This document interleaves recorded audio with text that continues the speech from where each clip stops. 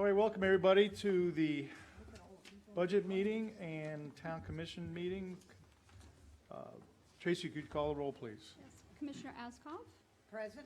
Commissioner Bonfiglio, Here. Commissioner Lucibella, Present. Mayor Pugh, Here. and let the record show that Commissioner Cos will be about 15 minutes tardy. All right, great. Let's stand for the pledge of allegiance, please. I pledge allegiance to the flag of the United States of America and to the republic for which it stands, one nation, under God, indivisible, with liberty and justice for all. All right, so we're going to go right into the budget public hearing.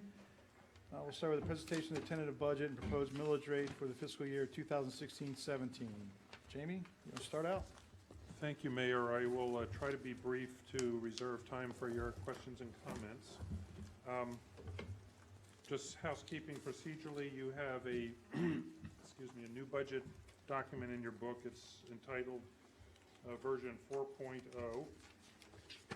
and it was printed on 9/7.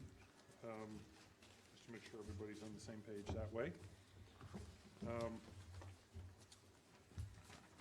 Just go through and give you a couple of comments. A significant comment I need to bring to your attention, which I know you're already aware of, is that last week the town of Briny Breezes opted to select a different provider for their law enforcement services. That change in budgeting is not reflected in this document. It was already printed. That represents an amount of $221,168 that would come off the revenue side of this budget. With or without some adjustments for any service costs in departmental budgets, at this point in time, I would project to you that that amount we would fund for the purpose of this discussion out of the unexpended budgets going forward between this year and next year. That's where we'll placehold that number if you want, or if you will, but I will give you specific examples of other things within the budget where those adjustments will impact. For example, on page 3, which is your statement of revenues, there's a number for interfund transfers of $109,747,000 listed. That is a balancing number between adjustments that were made between version 3.0 and version 4.0, and so that number was plugged in under a revenue line item to help balance the budget there. That number itself could be consumed by this briny change in revenues, as well as the balance of that, which would be approximately $120,000, say, which we would fund out of the unexpended balance transfers at the end of the year. In other words, self-finance that hit, if you would, until we make final adjustments and cuts where those numbers will shift. At the last meeting, you requested that I add detail where there were changes in the budget, and I've done that both in column and as footnotes on various departmental budgets based on the nature of the change and how much information needed to be presented. So, for example, on page 1, there's a note about our building permit revenue, which is year-to-date after 10 months at $344,000. We projected a $265,000 revenue line item there. That could even be higher, but we're being conservative on those projections at this time. At the bottom of each page, there is a small amount of notes from changes from the previous year, and the information I just gave you on page 3 is indicated there that $109,747 will change based on the other adjustments we make. Going through just the statement of revenues and expenditures, page on 4, that shows you by category the areas. These are the numbers that will get populated into our ad that runs for the official public hearing, the legal ad for that next meeting. On page 5, Town Commission Legislative, there are virtually no changes except for the insurance liability, hazard, and damage, which is because of actuarials and claims. On the following page, starting on 6, the town manager's budget, the items where the changes are indicated, there are footnotes below, and I can either go through those or I trust you've had the chance to read, and I'll answer the questions on them. On the town's clerk budget, starting on page 8, same thing, there have been adjustments made and individual detail as to some of the items that have been talked about and or proposed are listed below. I can come back in a minute if you want, or wait for your questions, but conversations we had at the previous meeting about accounting and auditing services, I have lowered those amounts and broken out what that might look like if we budget for those various items. And then there's other detail below that as well. Page 10 is the legal budget. The main shift there is the shift this fiscal year of going from an in-house attorney back to a contract attorney firm. On page 11, which is the appointed boards page, there are no changes shown other than the insurance line item, which I previously mentioned. But we also make a note there that because of town discussion about possibly using the zoning board or other boards to do additional services, there could be some impact there down the road. It's not shown for budget purposes at this time. On page 12, general government services expense, the two items that changed, one that looks rather significant because it shows as 39.4%. That's the repair and maintenance line item. We've increased that because of the frequency and routine for period maintenance and repairs that have been requested at several meetings. We've upped the ante on that. And also we added a line item under improvements, not buildings, for $1,000 for shredding services for town records, excised and resident services, which was not in the budget last year. On law enforcement and fire expense services,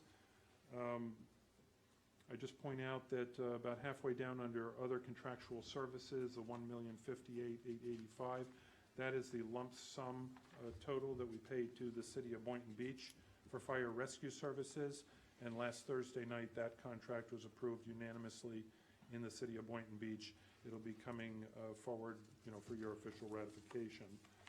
And then this department, if you back out the $1,058,000 for fire, you still have about $2.5 million in personnel and operational services and categories. So this is a department, because the equipment and procedural elements are so defined and regular, I've broken out all the detail with the assistance of the chief on this in terms of all the various categories and where those specific increases or items are being funded to. And that goes on for about 3 pages that shows you the breakdown of all their operational equipment.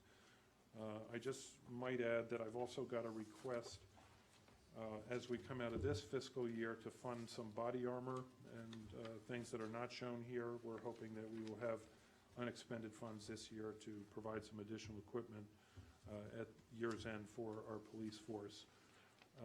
Page 17 is our inspection services. That is your outsourced building official and related services that you see that has gone up according to our projections and according to our activity in building services. The garbage contract has just been projected up slightly for the urban CPI change that they notified us for. Other physical environment and services expense. This is where our town engineer and some other professional services are dropped in, and I put detail below that on your charts for what those specifics are in terms of where that money goes in terms of the type of contractors.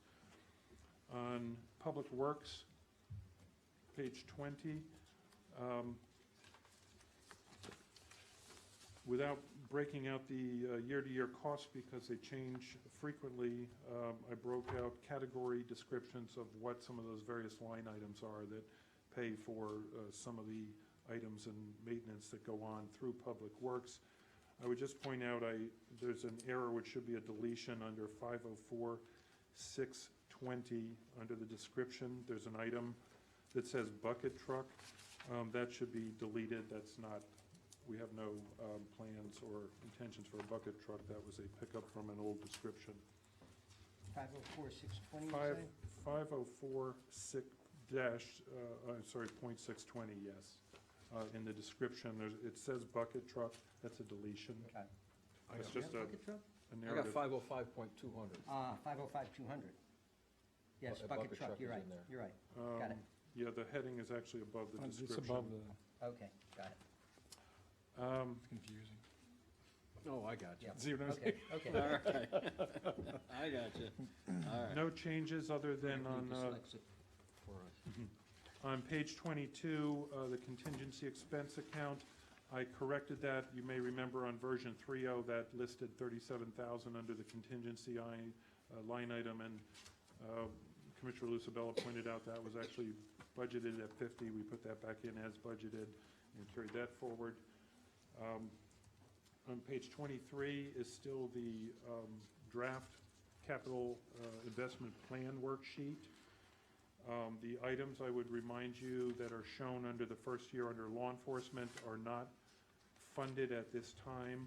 We changed the annualized road repair and paving numbers to 200,000 planned for a ongoing cycle. And you see there's also numbers plugged in for HVAC, building and grounds maintenance, bridge, landscaping, et cetera. There was also some discussion about media, audio upgrades, and some other equipment that are listed on here. Those items I don't believe are in play at this time based on the variables we've discussed. I think I mentioned at the former meeting that we are able to fund the first year of the capital plan for paving and necessary equipment out of the current capital account. But also depending on what gets transferred in after all the adjustments for the Briney situation going forward will give us additional funds in order to utilize there as necessary. Finally, on page 24 of your book, this is a recalculated and recalibrated HR remuneration worksheet for the entire town. You, I believe, asked me at last meeting to add an additional previous year to that. So there's new columns in this. There are a new column of names because several of the employees that were here in 15 are not here longer, but some of the positions have shifted. So you might see a name where there's not an occurrence in the current column, but previously. And you might see some others where there are zeros in the 15 year because those folks were not here at that time. But what you have now is you've got your 15-year fiscal year base salary. You have the 15 year-end payout to those individuals, which if you read the footnotes would indicate a combination of regular sick, vacation, overtime, anniversary adjustments, and special payouts. So that number is larger, and in some cases the number may be slightly larger than the 16 fiscal year-end salary column because of those special payouts and overtimes and different things. The column that is listed as salary FYE 16, those are all the current salaries of employees in the town as they are today as we speak. There are no speculative numbers in here in terms of who might get what or who might perform on merit evaluations or any other factors. And then the final two columns in that page show the merit range impacts for fiscal year 17, starting with the 2% range and up to 5% range, what those impacts to the budget will be. As previously mentioned in other budget workshops prior to this, the salary ranges for all employees in the departmental budgets are plugged in at the full anticipation if, hypothetically, everybody got a 5% merit raise. So then that affects all the various calculations that are a product of salary in terms of, FICA and retirement contributions and all those various things. That's an overview of the document before you. I would be happy to go through it and answer any and all questions. Let's start at the top. Okay. Who wants to start? Probably Rich. I got a question on the revenue. Where does that come off? Is that on page, the revenue we lost from the Briny Breach contract, where is that inserted? Well, it comes off on page one. It's shown, Is it 221 at it's the 221, 342.1? 168. Okay. That would come off there, which Okay. would reduce the bottom line number on the bottom of page two, budgeted revenues, grand totals.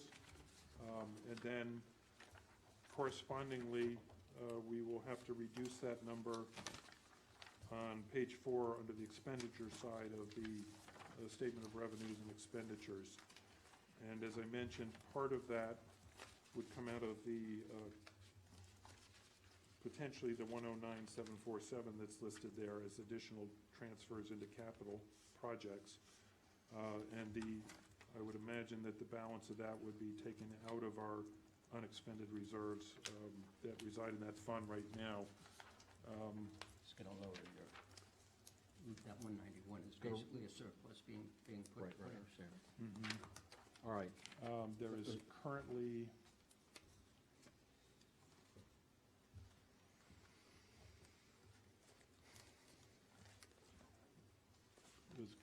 unexpended balances in the general fund year-to-date in the current budget of 286,650, and in the capital fund of 301,550. So those would be the areas that if we self-fund to absorb that loss of revenue, we would take it out of one of those places. If we are able, through various tweaks that we do as a commission, as you do as a commission here on the budget, that'll offset that number depending on where we end up with those final calculations. okay. For our meeting on the 22nd, whatever numbers that have been populated will be in that final document with the explanation of where each one of those items is coming from. I also noticed you changed the way you listed the percent plus minus change percent to did. the fiscal 16. You didn't bring that up when you done your, I believe that was a comment from the last workshop originally. Are you talking about the final Yeah. column on all the sheets? Yes. I believe that you all expressed to me that it was a little difficult. I formally had that as 100% meant the same budget plus or minus, it was either over 100% or less than 100. So I just plugged in the old formula that you've used in previous budgets to show percent plus or minus over the current line item. So if it says 0, it's exactly the same as the current budget year line item. There's no change. If it says plus something, it's higher than. If it says minus something, it's lower than. Thank you, Jamie, for clarifying all those questions we had. Well, I don't know if I caught them all, but I tried to. well, no, you missed Darn one. close. The law enforcement fire service, I would have broken that out, the least list that was Briny. You know what I Can mean? we go through it? Yeah. Let's start with page 1. Oh, no, I'd actually, like to start with before beginning. Before page 1. All right. If we could. Can we look, Jamie, at the millage rate comparisons? You have that sheet? Yes, that's, Okay, the current millage rate, proposed millage rate 5.35 would produce a budget gross of what?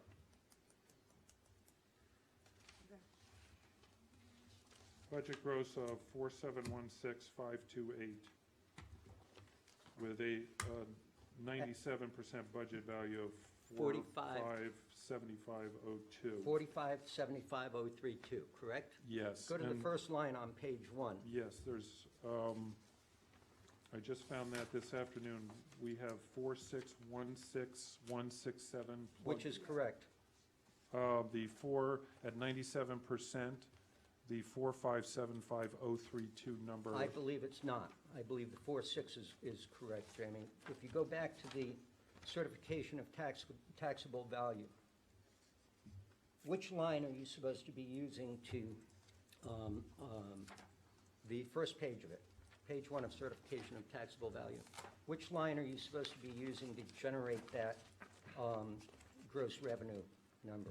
I believe we are supposed to be using the line number 6, which is current year adjusted taxable value. Well, then we've done it wrong every year for the past 20, because we've always used line number 4. Line number 4 is the current year grossable tax value for And- operating purposes, which is and- the 889. Well, let me ask you this. What does the resolution ask us? This, I only know the line number that we use because I asked the person who's prepared the budget for the past 20 years. We used the wrong line item here, I believe. And the way you can tell is that we're being asked to sign a resolution that says the fiscal year 2016-17 operating millage rate is 5.35. Now, there is only one line on that page that talks about the gross operating number, and that is line 4. Current year gross taxable value for operating purposes. You don't see the word operating anywhere else on that page. Correct. Okay, so I believe that what you did in the millage rates is you used the wrong number. You used the right number in I think the, you're correct. I know I'm Commissioner. correct, Jamie. Yes, So you used the wrong number across the board there, but we got the right number into the correct number is 4616167. 4, 6. Now, we have a resolution. You're correct. The number is not the right number on the millage rate comparison from rollback to maximum. That's correct. All those numbers are incorrect because they're based off of the wrong number on the previous section. Now, we have a resolution here that we're being asked to sign. Everybody saw the resolution? Can you tell me where the number, the first resolution, where does the number 889,593,990 come from? That comes from line item 4 Yeah, of what's line item 4? that's the 889. It's not 593,990, is it, Jamie? You transposed part of that and part of line 6 in this resolution.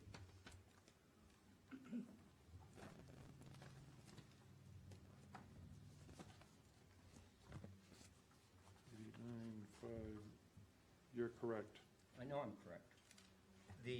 I'm not always right, but when I am right, and I've checked it, and I've done my homework, I know when I'm right. Now, this is a very uncomfortable meeting for me, and I'm glad that we have sparse attendance because it's uncomfortable, but unfortunately, because of Florida law, I am not in a position of informing the other commissioners of my disappointment except in a public venue, and so that's the way it's got to be done. So you've got the millage rates wrong. You've got the resolution wrong. That's to start. Page 1, if you have questions on. Yeah, we have, well, the millage rate is right, but the amount of the gross taxable value is wrong. Correct. His millage form is incorrect. Correct. In all cases. Page 1, I have no questions. And especially resolution number is wrong. That's major. That's That's major. something that you were going to certify. You were going to certify that. So for the record, on Resolution 2016-07, in the third whereas paragraph, that number should read, Line 4. line 4, 889,520,621. That's correct. Page 1 and 2, I'm fine.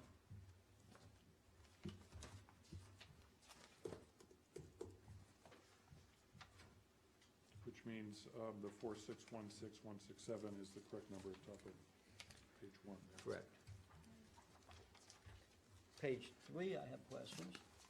Let's stay with, Okay, go ahead. so page 1, it's, the correct number is 4616167 Correct. for ad valorem tax, correct? Mhm.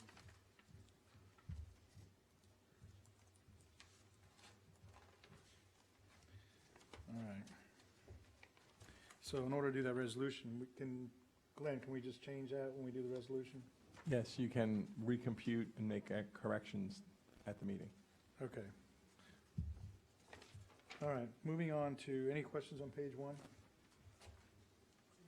All right, moving on to page two. What do we got, page two, any questions on page two? All right. Moving on to page three. Question. Shoot. Yes, Shaman, we've got an interfund transfer of $180,000 there, correct? yes. Let's go to page 22.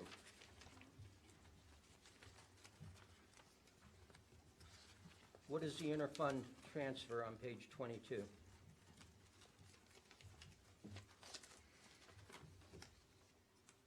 It's $230,000, isn't it? Right, this is the 180 is the reappropriation of the capital fund money that's in the capital fund. So on page 3, this is the statement of revenues in the capital fund. And on page 22, 23, yeah, 22. 22, you're right. That's the expense. This is a reappropriation of the expense to the capital fund. Well, hang on, but you've also, we've got three funds in this town, an operating fund, a contingency fund, and a capital projects fund. You don't seem to want to separate the capital projects from the contingency fund. This page 3, non-revenues, that $50,000 going into the contingency fund is a non-revenue transfer. It's got to be on this page. It's got to be somewhere in here, but it's not, correct? On which page, I'm sorry? Page 3, Three. capital fund. The, Your contingency fund has to be somewhere in the revenues section of this budget. the contingency fund is being appropriated by the town commission as an expense line item in the expense side of the budget. It's not a revenue, a standalone revenue in of itself. Neither is the transfer to the capital projects fund typically a revenue. It's an inter-fund transfer, just as the contingency fund is an inter-fund transfer. Now, I'll tell you where the $50,000 for the contingency fund is. It's in your plug number of 109, I believe. I'm not certain this budget balances, but I think that if you do the math, you're going to find out that that $50,000 is somewhere in that 109. But let me ask you this. What is the purpose of the $180,000? It's in the capital projects fund, so it's been allocated for some reason or reasons. Do you know what they are? It's been, well, previous to me arriving here, there were several projects that capital funds were funded for out of this budget.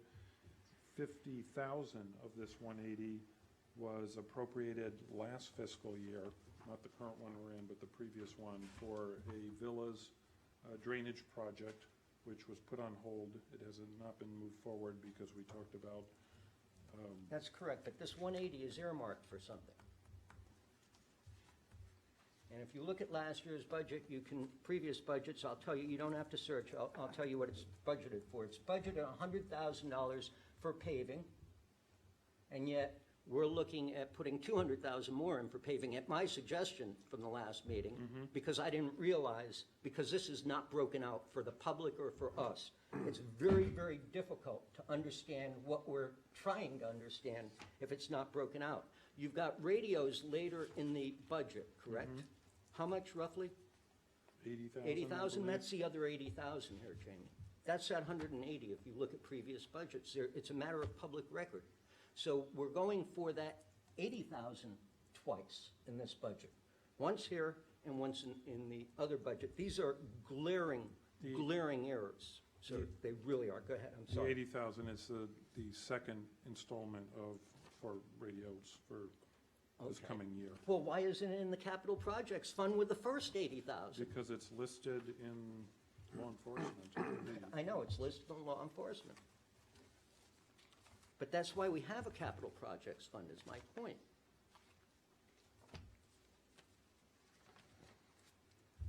So, I mean, as a member of the public, I spent all yesterday with this, and this is version 4.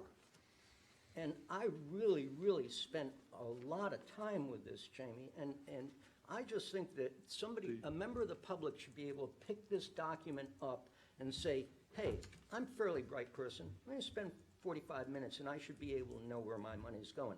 I'm a commissioner and I don't know. I'm having and we had this discussion, this is deja vu all over again. We did this uncomfortably ad nauseum at the last meeting. So just so you know, I think that you need to break out contingency fund from capital fund. When you show capital fund, you need to show what the amounts in the capital fund are earmarked for, so that the public knows what they're earmarked for. 100,000 for paving, 80,000 for radios.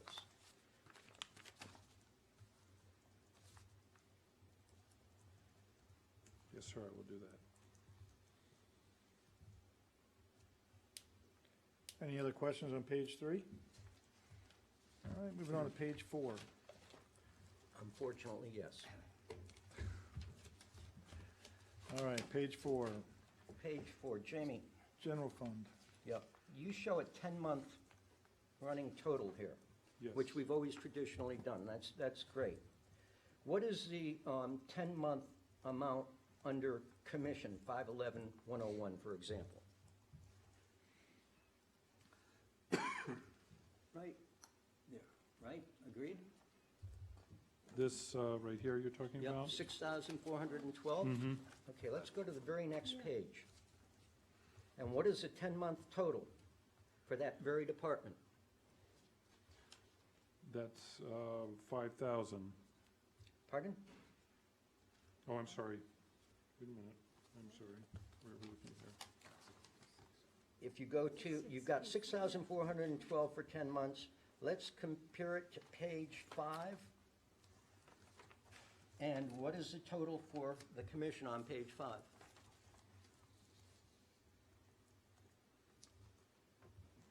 This number you're talking about here? Yep, The I'm talking- 21,677? It's not 6,000 that should be in here, it's 21,000 that should be in here, and in fact, every one of those numbers are incorrect. Every single department, the 10-month running balance is incorrect.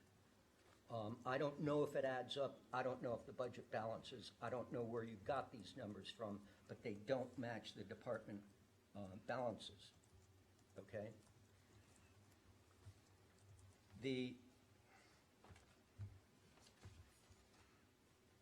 Now we've got contingency and interfund transfers of 220,000. So we've got 230 in one place, we've got 180 in another place, and now we've got 220.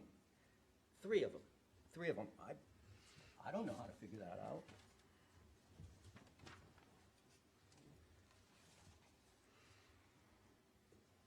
I mean, how can that be possible? It wouldn't be possible if we broke out the funds, contingency, but there's a mathematical error there. No, I mean, Somewhere between $10,000 and $50,000. Is everybody getting what Rich is talking about? The statement, general fund 001, page 4, is a snapshot of what each department then broken out is. So if you've got fiscal year, page 4, the town commission 5011.101 at 10 months is $6,412. Well, if you look at the fiscal year, 10 months, 16, the subtotal is $21,677. So the numbers are just wrong. It's I don't know if it's a later number or what, but this is really, really a little bit frightening to me. Well, it's just that even the next one, town manager, 10 months is 125, 160. 10 months on the page 6 is 146, 855. Exactly. I'm just, even now that you brought it up, what is there a reason why? I suspect there was another month closed, and that either Right. this is showing only 9 months, or the department budgets are showing 11 months. It's one of the two. But this is not the place for us to play detective on these types of things. In fact, I really, really object to having to play detective at all. We've never had to do this with a budget, and I'm embarrassed. Okay, so, I will check those columns because I see the inconsistencies that are per department, and it's, I think, Rich's explanation of, the commissioner's explanation of, or the mayor's of, it being an earlier month that got picked up in that link may be the case, so I will check that to make sure that the 10-month figures are accurate for that column.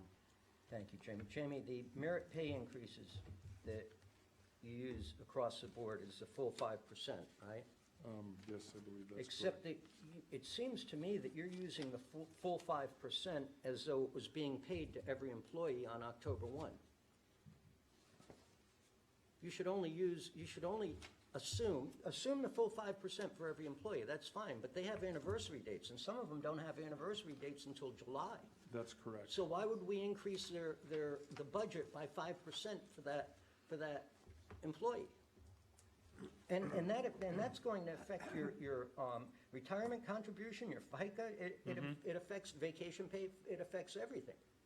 So you just can't throw out numbers like that. I mean, this is dangerous. This is really, really substandard. I don't know how else to say it. This is embarrassing.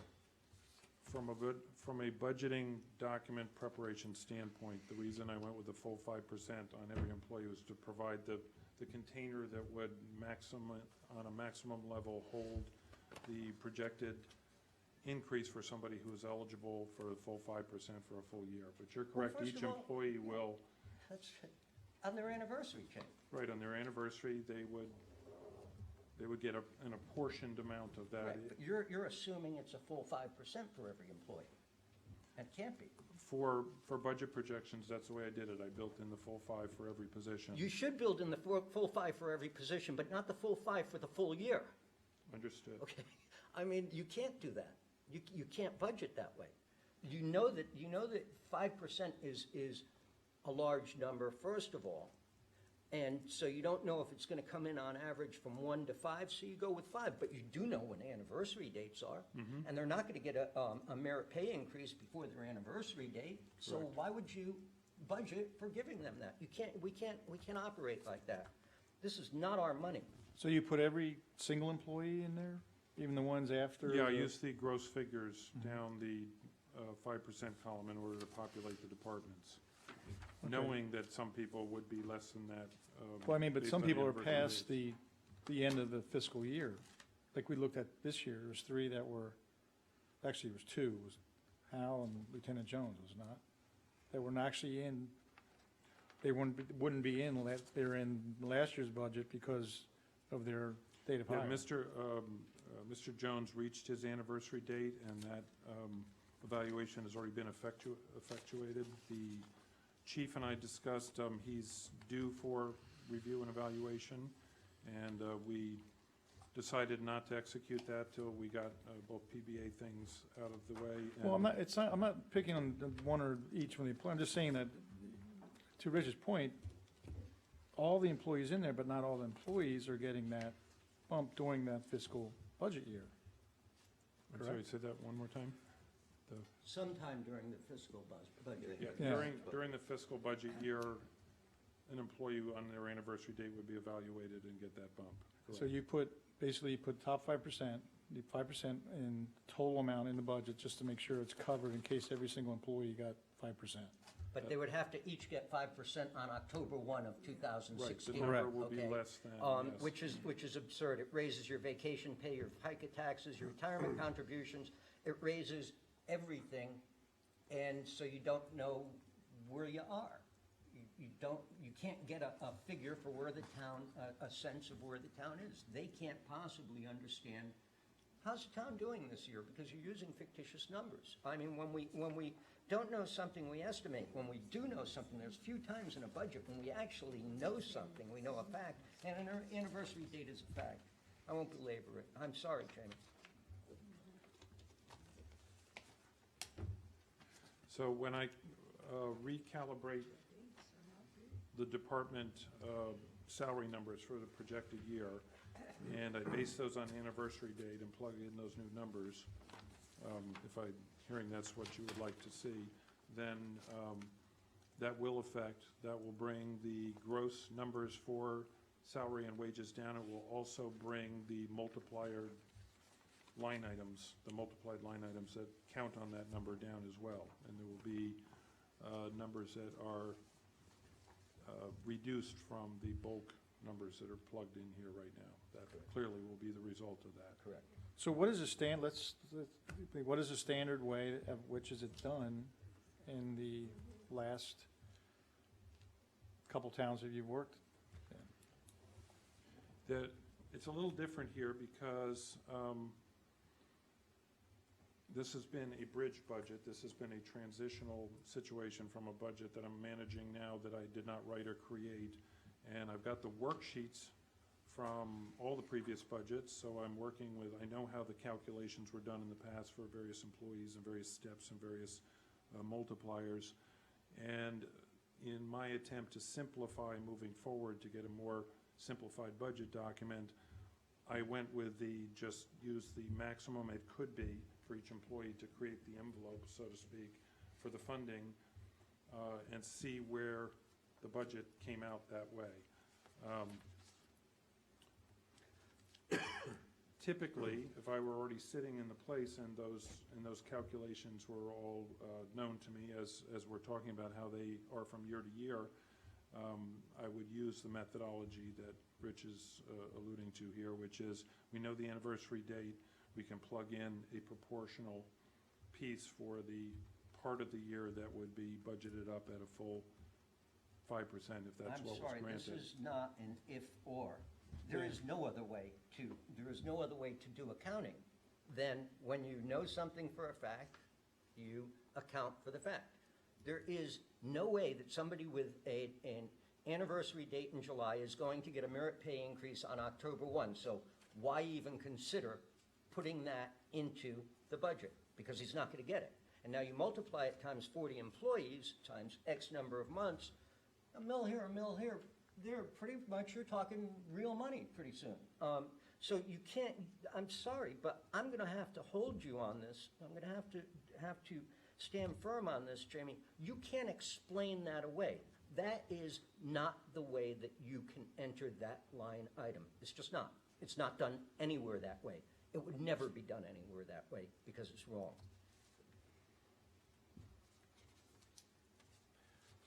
How much is that that's gonna change the number for the wages Quite a bit. considerably. It'll bring it down. I can't speculate what that number will be without running the actual calculations, because I have to do a calculation for each of the employees on the anniversary date. I could do it for you real quick. You could say, okay, what is the total amount of raises? If you take the merit pay, salary 16,1620 up to 1701, 400,000 divided in two, call it $150,000, but it's $150,000 of 220 that we just lost from Brian Right. Breezes, right? That my friend here is thinking maybe we need to raise the millage rate. There's money in here. All right, so, Okay? yep. So that's page 4. Let's move on to page 5. Anything on page 5? Page 6.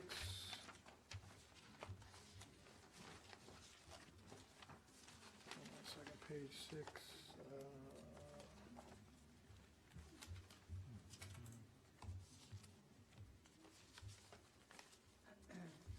Okay.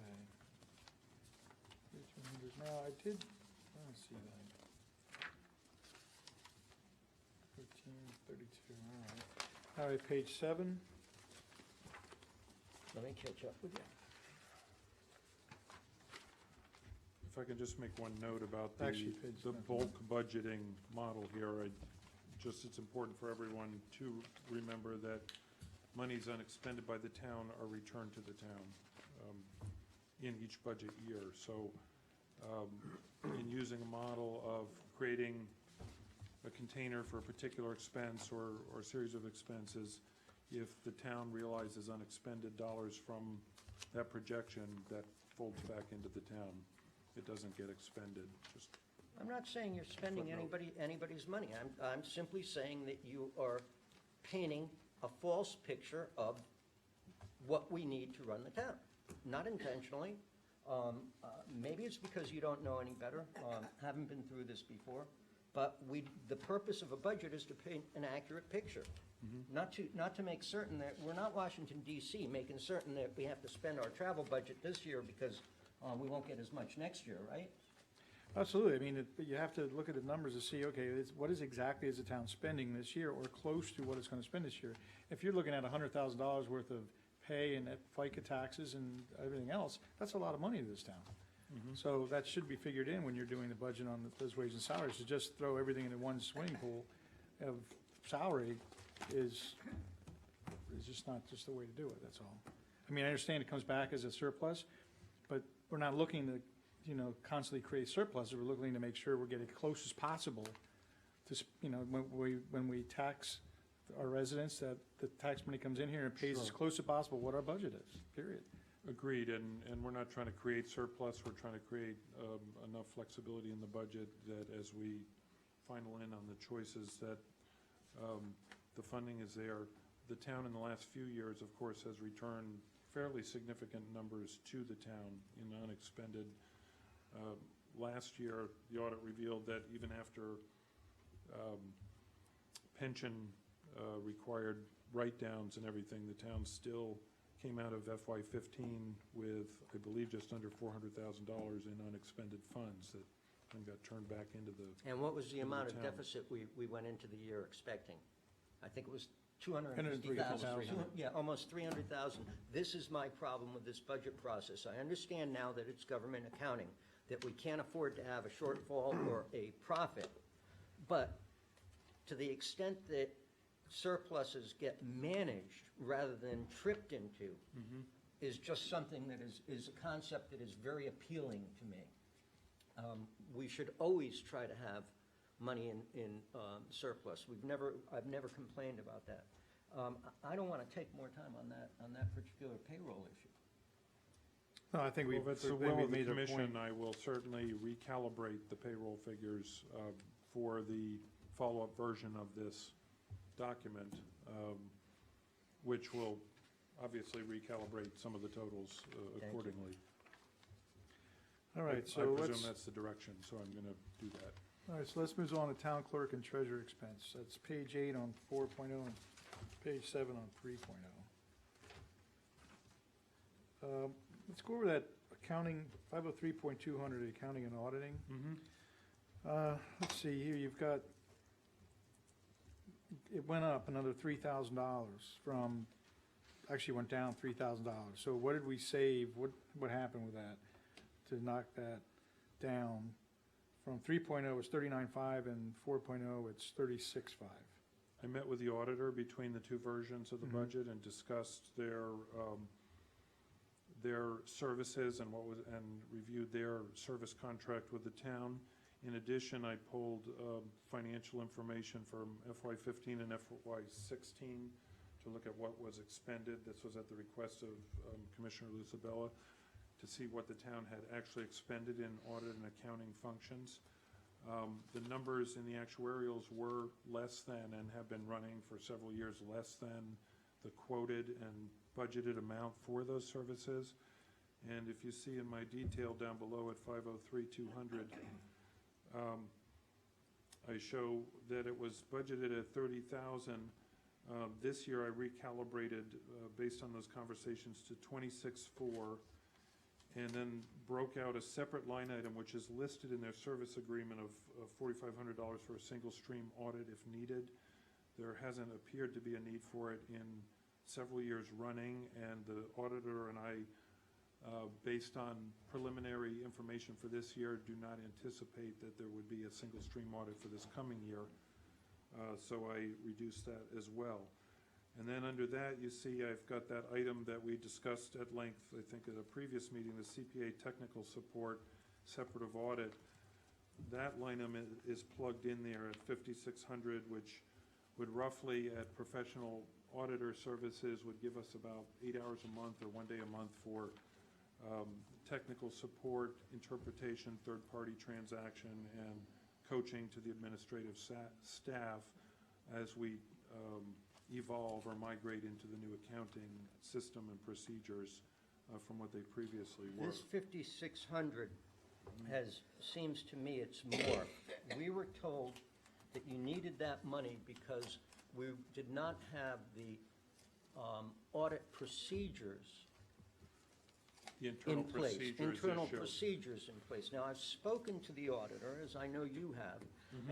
and the auditor confirms for me that, no, they do not audit our procedures. However, they're required to understand our procedures Mm-hmm. so as to devise an audit. And in that understanding of our procedures for accounting in this enterprise, if they come up with anything that is in violation of standards, runs close to violation of standards, they are under a requirement to report that in their audit. They have never come across such a thing. Now, that's not saying that they have audited our procedures, but they're well familiar with them. So you have come in here now, and you've explained to us, you said 2 meetings ago that quite frankly, we're doing some things wrong. That What was is a it- misstatement. I do correct Okay. that. There, Okay, so what is the $5,600 for? What is that person going to be doing on a monthly basis? Our auditor that you reference told me that they can't audit our internal That's correct. procedures That's because it would be a conflict in their auditing duties. The idea of adding a part-time consultant to come in and talk about that would be to analyze those internal procedures, assist us in moving them, and assist us in any third-party transaction in that process that might be required for clean audit. Okay, but we've always Description. gotten, this is my point, we've always Yeah. gotten a clean audit. Our auditor hasn't found I'm any talking about problems. as we migrate procedural elements that we What make sure that procedural, those. what procedural elements? Explain, that's what I don't understand. Give us examples. Currently, our auditing functions are, our accounting functions and bookkeeping functions and financial functions are divvied up among 4 different people. The 3 people in the front office and myself. Because of government accounting requirements, certain people can do certain functions and they can't do other functions if they're performing one function versus another. So as we look at the idea of evolving, in my predecessor did not do a number of those functions. They were done by the town clerk. The auditor believes that the town clerk, being the also the constitutional treasurer, if you will, should not do certain functions because she's also a signatory to the town He never stated financials. that to me, and he's never stated that in his audits, Jamie. That's pretty serious, that's a pretty Well- serious allegation. No, because what he stated to me, and I hope he told you the same thing, was that because you use detective procedures after the fact with dual signatures and other methods to look for or cross-check, they have worked with the town because of its size and number of employees to allow the systems that we use to operate properly. And they have not given us a ding or a negative comment as a result, because they have worked with the town to make sure that those separations historically have been in place. Will this technical support be doing the monthly closings? That's not intended at this time. Will this technical support be helping you with next year's budget? No, I do my own budget and Excel work, but the figures, as you could see, because we pulled some wrong ones there, come out of the town fund balance financials in terms of year-to-date figures, et cetera. All right, so you've said that the single stream is not needed, so why don't we just take that out of the budget? I mean, if it's not needed and you're not gonna use it, and you already talked to. As far as we know, in this coming fiscal year, we will not reach the threshold for the single stream unless, and here's the caveat to that, if there was a major storm event where we hypothetically received a ton of money from FEMA for recovery purposes, and that amount of grant to the town exceeded a certain level, a trigger level, it could trigger a single stream audit. But then we'd have That- the money to pay for it. I'm sorry, what? Then we'd have the money to pay for it. Well, true. So it's one of those things that it's been in the service agreement for 10 running years with the auditor to have those single stream audits ready to go if needed, and from what I can tell, looking back over the several years previous, the town has not needed to trigger that nor audit for that function. So that money has been returned to the town each year. Because the $30,000 for the accounting and audit line item has been the running amount there that's been budgeted for several years. But the actuarials have come in, I believe, if my memory serves me from a few days ago, 22, 23, 24,000 I'd tops leave for it. those services. We're renegotiating that, I right? know. By requiring, I'd leave it at 30. I just don't know why we need the 5,600 Well, in there. it's, That's what I'd pull well, out. it's 36.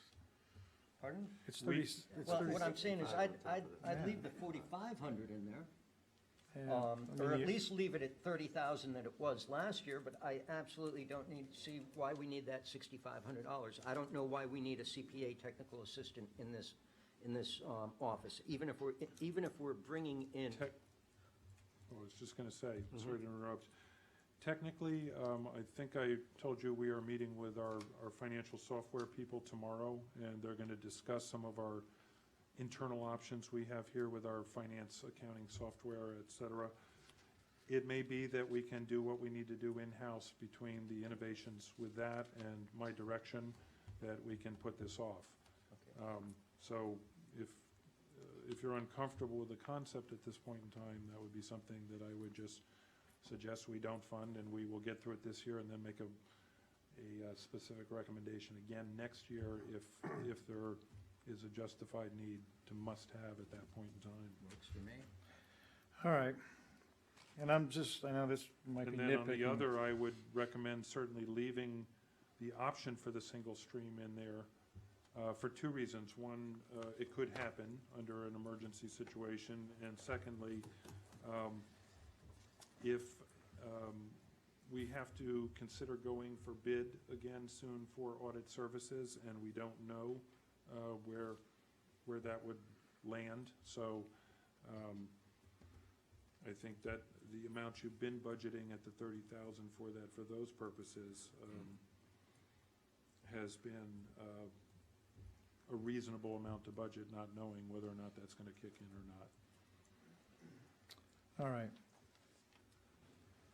I just got to ask, how did we double the subscription, membership, and education budget? Almost double. Just more curiosity than anything. Because we had, from 3.0, we had $750, now we have $1,335.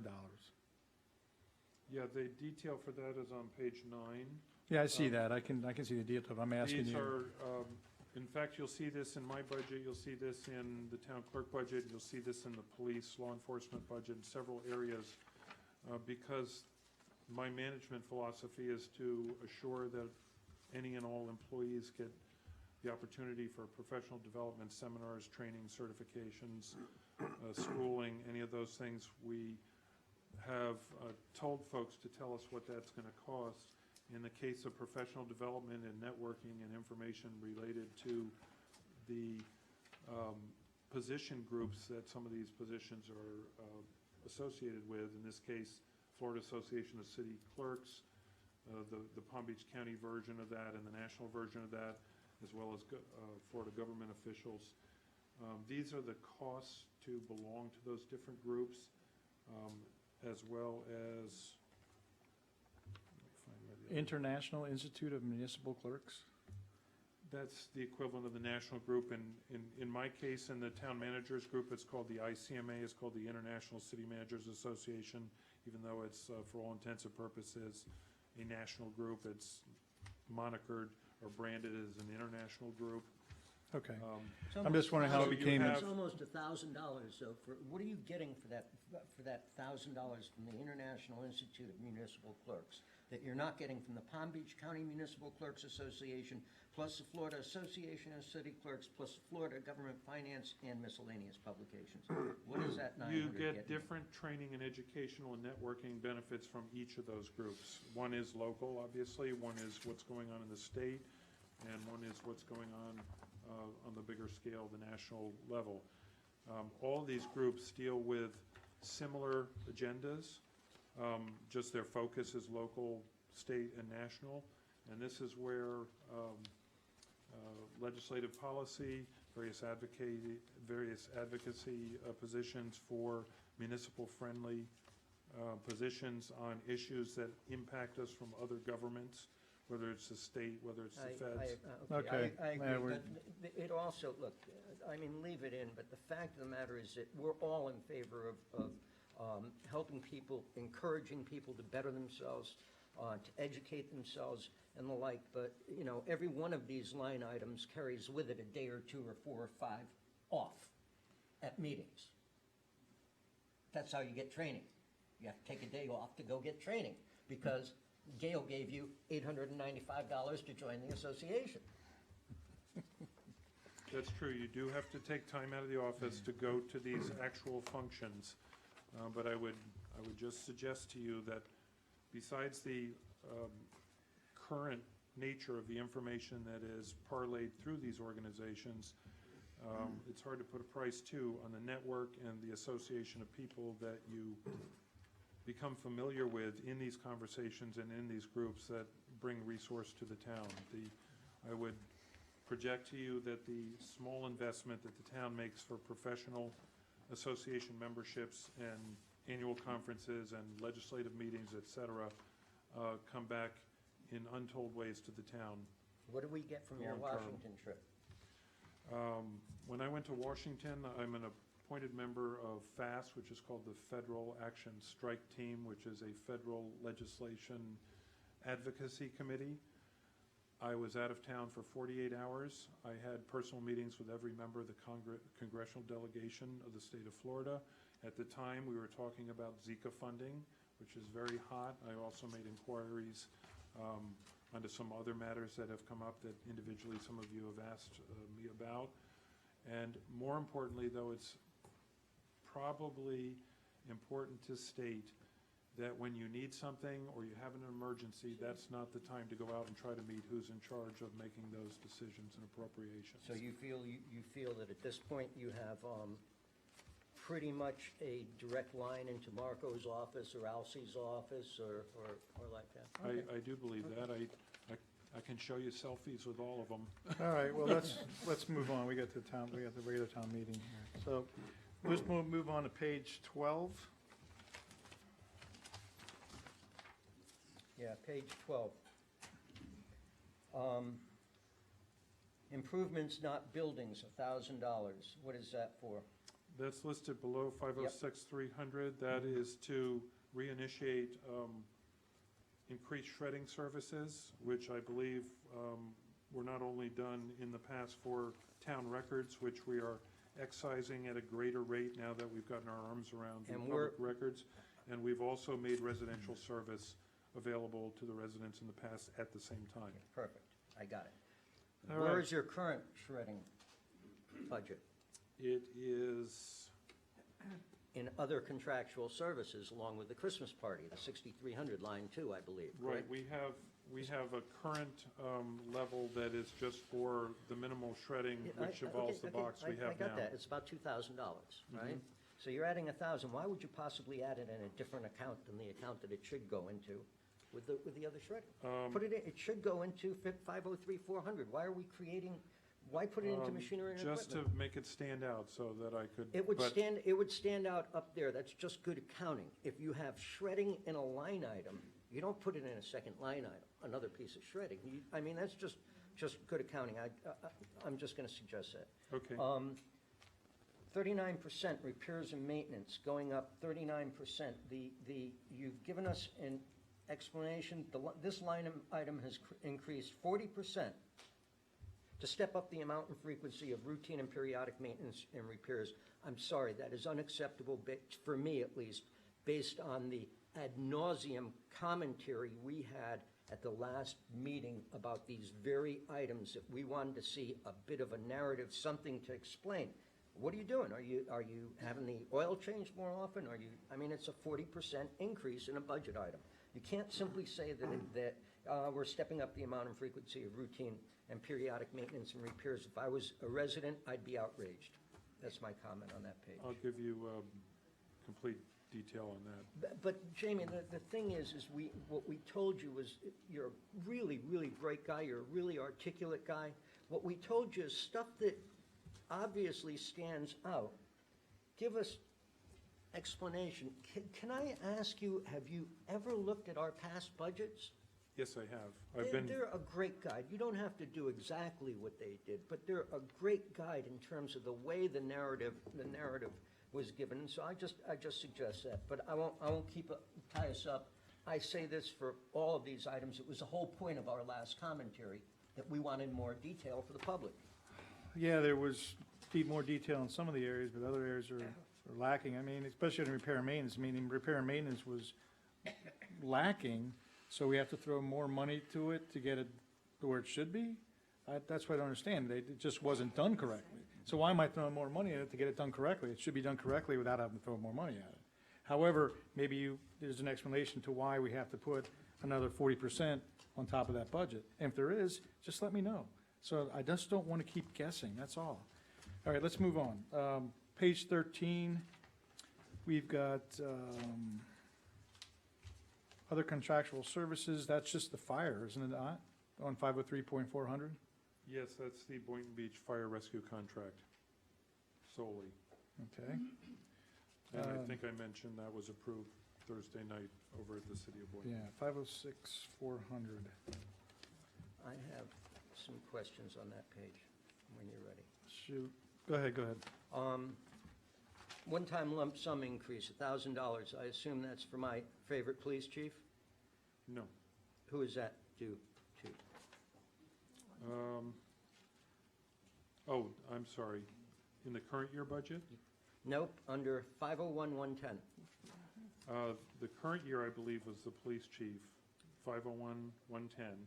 In the fiscal year 17, I just kept that same number in there. Why? He's not eligible. You got it this year, and you're not eligible for Exactly, another yeah. 5, right? So why would you put $1,000 in a budget line item that you're not going to pay out? Agreed? Agreed. Good. That should be, That should be zero. Zero. So let's move on.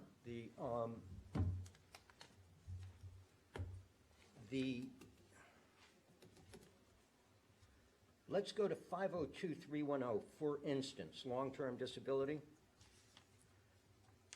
8820, it's the exact same number as it was in 16. Workers' comp, 41-123, exact same number. 12-561, exact same number for unemployment compensation.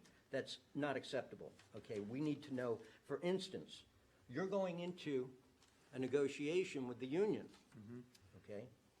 It would be nice to know how much retirement benefits increased, because I can look at last year's budget and tell you that we were told that retirement benefits are increasing from 19.82 to 22% for fiscal year 2015. Now, that's a pretty good thing to know when you're going into a union negotiation. You can't take last year's budget number for those numbers and just make it this year's, because that doesn't work. There are different rates for long-term disability, workers' compensation, unemployment compensation. Those rates have to be applied to the current employees to know what the real number is. So and I will recalibrate those all with the Thank you. recalibration of the anniversary column on the And give salary. us the rates.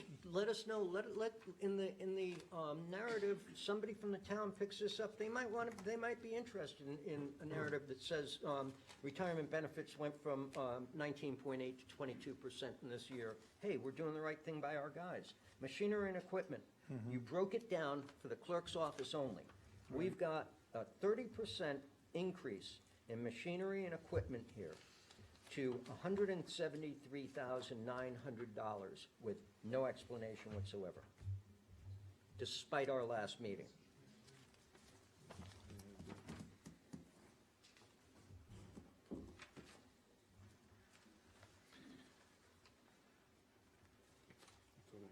So you want to put that on the list? Yes, Yep.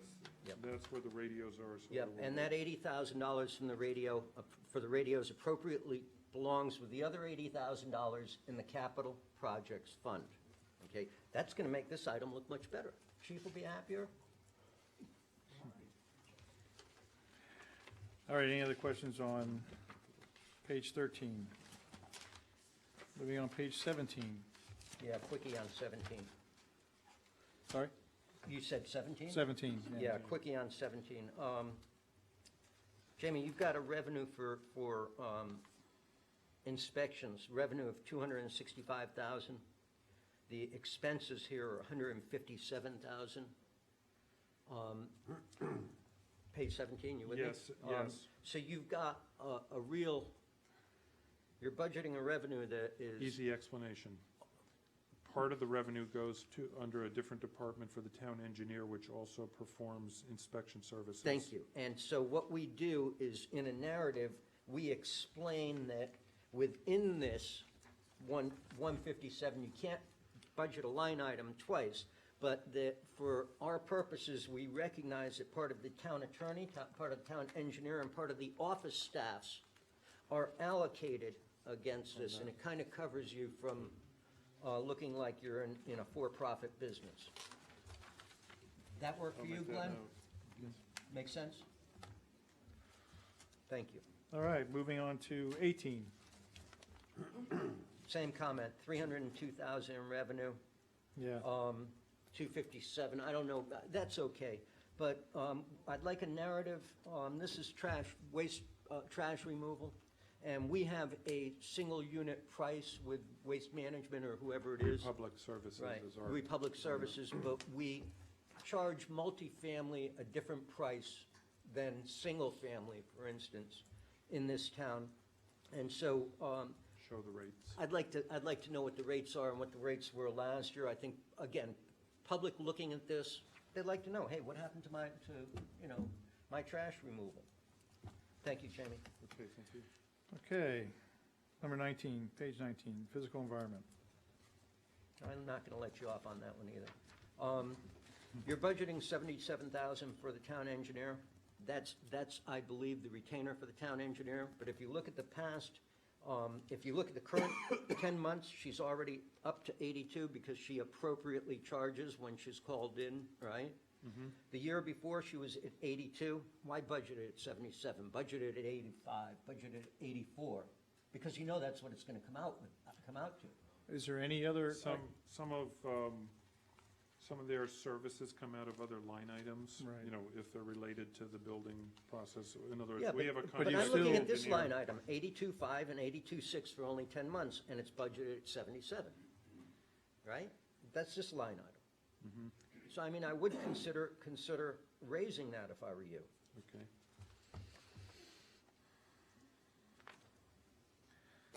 Okay. Whitefly, mosquito, I forget all that. Moving on to page 20. General fund, public works expense. My final comment. Machinery and equipment. We're asking, again, please break out the at that. machinery and equipment, Jamie. Yeah, Did You mean you did it on the Did one you? and Or it did I just, miss it?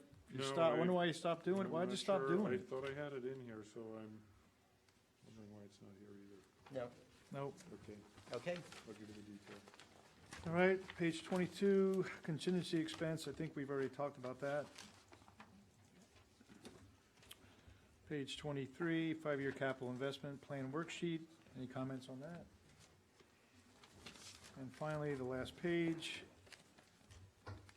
the HR Town of Richmond Employees 2016 remuneration worksheet. And obviously, based on our discussion tonight, I will recalibrate those values for the departmental budgets based on anniversary application of these numbers. Okay, so let's review. We have changed the gross on the budget. You have to change the budget amount at the millage side, and then you have to make adjustments to quite a few items, then quite a few explanations on especially machinery, equipment, and other items on there. So you have all that information? I believe so. What I didn't jot down, I believe, will be in the minutes. So Okay, I'll cross-check those sources. all right.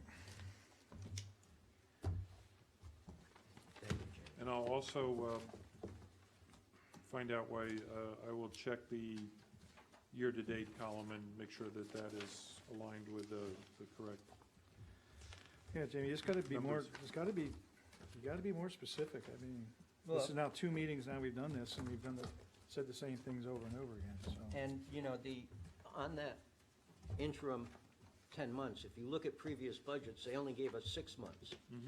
That's because we got the budget in July. Right? Right, All we right. set, the first version of the budget you did see in July, and that's when we set maximum millage. Okay. Correct, so we started on the same timeline. There's been a lot of iterations since then. But I will run the Version 5. version 5, which will be the recalibrations of the items that you discussed, that we discussed here, and you will see a version that has those updates in it All right. next, as soon as I can produce Please make that. sure version 5 is complete. It's gotta be Yeah, ready. it's gotta be We're out of right. time. Oh, yeah, We're out there of will time. be, just a footnote about the versions, that's only for publication purposes. Every time there is any kind of changes that are identified because of information coming in, or requests or changes that we make, it goes into the new version, and monitoring these by version number is just so that everybody's on the same No, publication. and that's great, but my concern is that we're under a time constraint here. October 1 is coming. We haven't even started talking about the capital budget, and I can't honestly talk about it intelligently from my end, because I'm not even certain that the current product is balanced. Yeah, the capital projects funds, what are you talking about? There's no discussion, because we don't know exactly what the number is at the end. So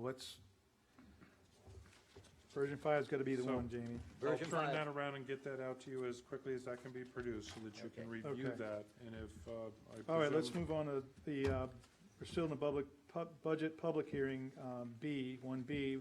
We're announcing the town of Ocean Ridge computed millage rate is higher than the rollback rate by 7.23%. The millage to be levied is 5.35, which is the same as it was last year. Is there any public comment regarding the budget? Hearing none. Let's move on to resolution number 2016-07, adoption of the tentative millage rate for fiscal year 2016-2017. And let's make a note of the change to be, That's in the third whereas. what's that? In the I've third got whereas, I corrected the amount. 889-520-621. That's what you got? 889-520-621.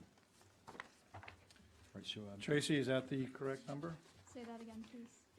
889-520-621. I Well, why don't confirm. we just look at the certification of taxable value? Yes, I mean, that's listed on kind- page 2 of the certification of taxable value. That all right, number so that is correct, Jim. Under line 4, where that All right, so appears. we made that change. Is there a motion? I move that we adopt resolution number 2016-07 with the amendment in the third whereas clause to 889-520-621. I'll second. Motion is second. Any other discussion? Hearing none. All those in favor signify by saying aye. Aye. Motion carries. All right, moving on to resolution number 2016-08, adoption of tentative budget for fiscal year 2016-2017 with the word tentative in bold. Okay, so anybody like to make a motion on that, please? I'd like I have a further question information. first. Yeah, same here. On the second whereas clause, you got a blank, so what goes into the blank? And I didn't hear any discussion on what goes into the blank. It would be It would have to be. line 1 of page Yeah, 1. exactly. Line one. $4,616,167. But you got it? You see it? Yeah. The top line. That top line. Right? 6, 7, Page okay, one. I got it. But if I may, a question, It's actually would be, which page did you reference, Rich? page 1, which is, Oh, page 1 of the Page budget. number. yeah, page 1 of the budget is the one that is based on the 889. I know I did the math. And so your top line number, Jamie? Well, actually, this calls for the appropriations and revenue estimate for the budget for the fiscal year. It would be your total revenues Is it projected. the total? Thank you. Thanks for the correction. So it would be, I believe, this number right here, the 6619031. Is that the And one at which- the bottom That's of on page page- 2? Page, yes. 6619030? It is on the bottom of page 2, I correct. agree. Okay. So the question becomes, can this number be changed since it says Yes. tentative? Yes, Okay. because your official public hearing is on the 22nd, where you will adopt the final budget and the final Well, then numbers. just put in $50. Well, look, Mr. Mayor, your millage rate at the next public hearing can go down, it can't go up. So, Okay. once you set Right. your millage, it can't go up. And what was the number you had on the budget? So, I fill it in. The total revenues projected are 6,619,030. I concur. Take that line. You spoke about the 6,619,030 as revenue. You decided to take out the line revenues. Ah, That's Yes, right. No, you could Well, subtract that being out it's if you wanted to. tentative, It's tentative, let's let's get just go it, ahead and move Yes, it on. move it, then we get the exact number when we do the final Exactly. adoption. All right, so, and somebody who understands this, tell me, should we be leaving in non-revenue $260,000? These are fund transfers. Should that remain in our revenue grand total? We can put any number in there for tonight right that now, we'd like, yeah. but I'd like to ask town manager to double check, triple check, call Karen, when in doubt, call Karen. What number should be in this final resolution, if that makes sense. It does, and I followed the modeling of previous year budgets for that Good point, particular good point. item. Okay, So, because I knew that was a floating number that would change with changes in the budget. Okay. all right, so is there a motion for Public the comment? resolution? Did you make a Public comment? I didn't make a motion. I move that we adopt resolution number 2016-08 with an emphasis on tentative budget for fiscal year 2016-2017. Is there a second? Second. Motion and second, any other discussion? Hearing none, all those in favor signify by saying aye. Aye. Motion carries. Lastly, we're announcing the second and final hearing of the fiscal year 2016 budget will be held at 5:01 PM on Wednesday, September 21st, 2016. All right. All right, moving on. Moving on to a regular meeting. You want to take a 5-minute recess? You got a lot to cover in this meeting. I'm ready to go. I'm ready to go. Okay, Are you ready to go? okay. Let's keep going. I move that we approve the consent agenda as listed on the, Well, first we gotta do the additions, deletions, and oh, modifications. okay. Okay, so Trying we're to gonna, move through these. are there any additions, deletions, modifications? I do have one. Let's go ahead and, on the action items, basically cross out number 9, Correct. Yes. because we won't be ratification of the Briny Police Services contract. And any other, Cross out anything else? I'm sorry? Nothing. Any other additions or modifications? Just a housekeeping note under action item number 11, which is authorization of an engineering study for traffic calming. You received that proposal separate of your agenda package. You should have it in front of you. Yep, I got it. All right, is there a motion to accept the, I move that we accept the consent agenda as amended. I'll second. motion is second, any other discussion? Hearing none, all those in favor signify by saying aye. Motion carries. There are no announcements and proclamations today, which is amazing. So, public comment. Anything anybody wants to come up and have a conversation about for 3 minutes? Mr. Brown? I know you missed me because you told me you did, Yeah. so I hope you feel the same way when I'm finished. Oh, And are you going to allow comment on something that's on the consent agenda? I mean, you do Like we allow usually that. do, The county's being sued because they don't allow it. But I want to just point out on the floodplain annual progress report, I know that Lisa Burns tracks that, but the information comes from the town engineer, and we know how much she gets paid, thanks to Commissioner Lucibella. But some of the items listed, and of course parochially, you always look at what might affect an individual. Harbor Drive North, Harbor Drive South. But the items that are there are 9 years old, 10 years old. Now, just an example on Harbor Drive South, they did add 4 catch basins, which gathers some of the water on the surface, but it doesn't go anywhere if the tide is up. Right. Now, she listed this as a tidal issue. Well, I would agree. That road is always wet. In fact, one of your employees was commenting to me about how our road was always wet, but yours wasn't. The only point I'm bringing up here is that there needs to be more action from the town engineer or somebody else about what to do with these issues. This is not going away. This road is always wet, and the water actually comes out of the catch basins when we have these spring tides or king tides. The previous town manager told the current town manager that that road had been elevated, which was not true, never happened. They put an inch of asphalt on it a couple times and put the catch basin in, but the road has never been elevated. And where the bottom of the bathtub is, in front of Al Alcorta, by the way, he's gonna be moving,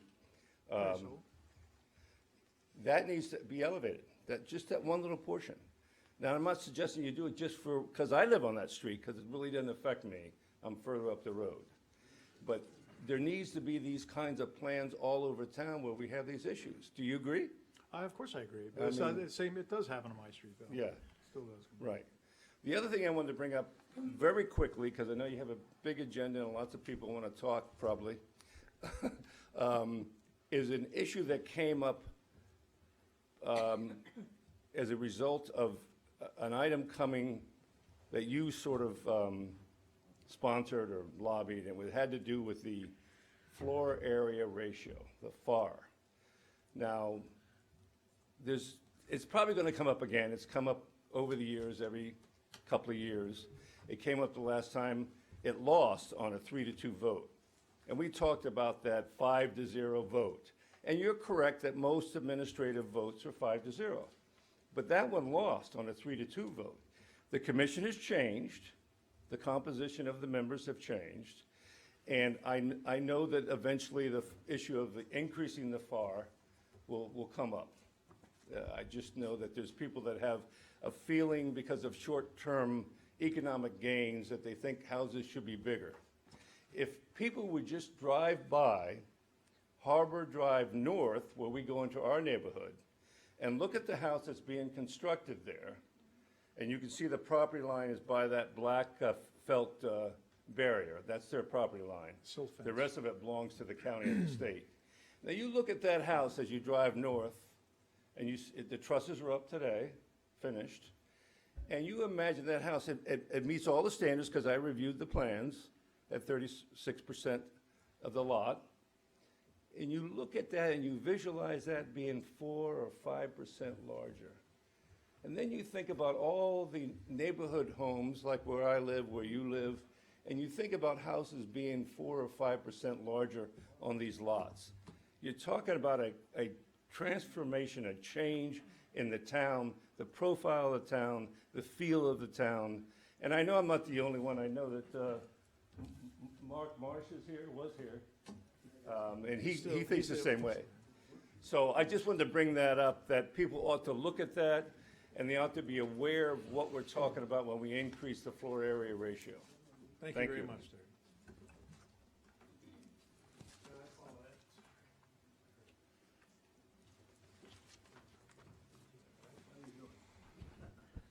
Good afternoon or good evening. Mark Marsh, 14 Hudson, as a member of the Planning and Zoning Board. I've made some feelings. I've talked informally to the mayor and to the town manager about some of the concerns I see potentially coming or facing the town down the road regarding not only FAR issues, but more aesthetics and code compliant issues. We are I think by Jamie's admittance, we have how many, 40 or 71 applications in the town currently? Much more than we've ever experienced before. And I really would like the commission to think seriously about utilizing a board such as the Planning and Zoning Board to review some of the applications. I've seen Manny here tonight. He is saddled with the unenvious position of trying to interpret codes and building, both zoning codes and building codes. And I think it's very unfair that one individual is put in that situation. I'd like the commission to really consider allowing the P&Z board to act as a quasi-review board for applications coming into the town, because we're going to see a drastic change in this town if we don't. And I must remind you, we are the only coastal town that does not have an architectural review board. And it's for the reasons that Mr. Brown just mentioned, but there's aesthetics, technical issues that we're going to face. And I don't think this town is ready or prepared to, take on those challenges. So I'd ask the commission at some appropriate time to set up a workshop with the Planning and Zoning Board, the town manager, Manny, or whoever else, and really try to, the time has come when we have to start looking seriously at protecting the character of this town. Thank you. Thank you. Yes, sir.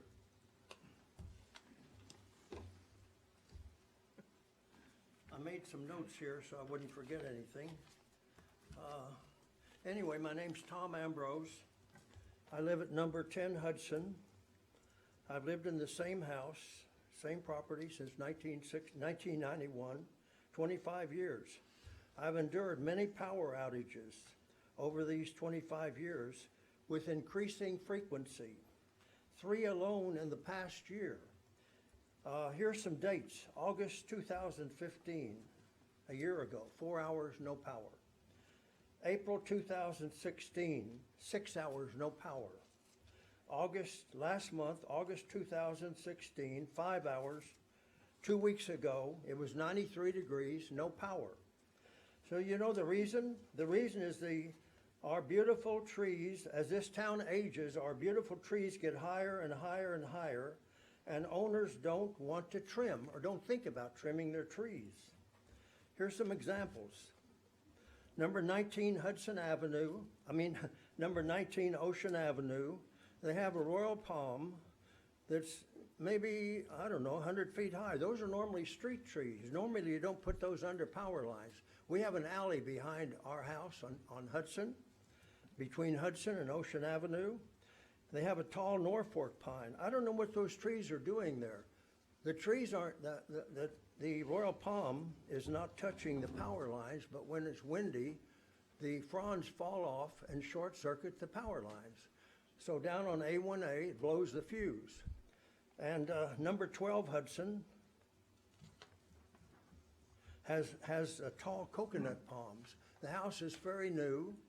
They planted the coconuts about 10 years ago right under the power lines. FPL was out there 2 weeks ago cutting those coconuts. It should be the owner's problem to cut those, not FPL. Number 4 Hudson, on our street, I'm going to show you the pictures here. You can take these and mull them over. They have an ancient banyan tree, and the problem 2 weeks ago, the limbs of the banyan tree were way up in the power lines, so that blew the fuse. You can mull over these pictures. Number 4 Hudson. I have a hedge. Next to me, number 8 Hudson has a hedge. We'd have no problem. Okay, I talked to FPL while they were out there. I spent a couple hours in the alley. They said they'd be very happy to trim any property owner's trees if they just let them know about it. But the owners really aren't interested in what's happening in the backyard. It's all to the street. They're oriented to the street, unfortunately. So I beg of you to put out a notice, either online or hard copy, for owners to trim. Maybe you can encourage them to trim. And FPL representative told me if they would just know about these problem trees, that they would be happy to trim them. And mind you, this was no hurricane season. This had nothing to do with hurricane. It was just a little breeze that caused this old banyan tree at 4 Hudson to contact the wires, and we had the 4-hour outage. So anyway, here's some photos. You can mull them over. Who should I give them to? You're doing town manager. Thank you, Mr. Tittle. Thank you, sir. And that's about it. Well, thank you, Mr. Ambrose. Anyway, it was hot and no telephone service either unless you have a cell phone. Thank you. The cell phone. I know that, You can call FPL. Mr. Brown has talked about that in past, about the owners not being able to do that, needs to be us or FP&L. Is there any way that we can enforce Chief? people calling FP&L? I mean, not to enforce them getting up and trimming the trees, but enforce them contacting FP&L? On a regular basis, the police department does surveys throughout town to determine if there are trees and wires that are going to jeopardize the service or telephone cable or power. If the trees are within 10 feet of the power line, we generally report that to FP&L. Those, we've been told by FP&L, need to be trimmed by a certified tree trimmer or Asplund or one of their contract services for safety. We do that on a regular, consistent, and continuous basis. I encourage anyone who sees this, especially in the backyards and the alleys where we don't patrol, to let us know. We will attempt to use our ordinance to enforce it if it's safe for the resident, which we have in the past. Many of you have been recipients of my notes. And if not, we'll attempt to get FP&L to respond. We were told at the beginning of this hurricane season by FP&L, I was told by them that we are on the 3rd year cycle for them to trim, and we have noticed some increased activity from Asplund, which is their service provider, out doing exactly what we're asking. That is to remove things from the power lines. I will be honest with everyone in this room, it is almost impossible to get Comcast or Bell South to do anything with any wires in the utility until it takes them down. And that's been my experience for almost 11 years since starting work. Thank you, Chief. Thank you. Yes, sir. Don Magruder, 9 Ridge Boulevard. Just to hitchhike on Terry Brown, if anybody doesn't believe what Terry Brown is talking about, you need to go visit Key Biscayne and see what's going on in the city of Key Biscayne, where they've taken out the 1960s and the 50s houses, and they put up monsters on the smaller lots. It's a mess. And so I agree, we really need to pay attention to the FAR, and we need to do more in that effort to try and maintain the quality of life and the size of homes that we have here. I'm back on the retention pond, and to hitchhike on Mr. Lucibella's comment about the town engineer, I think you're going the wrong way with that budget. I think you need to go back, because we've, for 10 years now, we haven't done the maintenance that we required on this. This was taken on Saturday morning. Now, I realize it's been raining, but here it is. This is the drain area, so it's low tide. Okay, go to the next one, Tracy, please. We still have standing water. They haven't fixed anything. Now, I looked at the budget. I went through the budget. I see that it's all in the plan to be done. I'm telling you guys, it needs to be done. We need to be out there doing something now, not next month or the following month or maybe during the winter months. If we get hit with a storm, we're in trouble, one.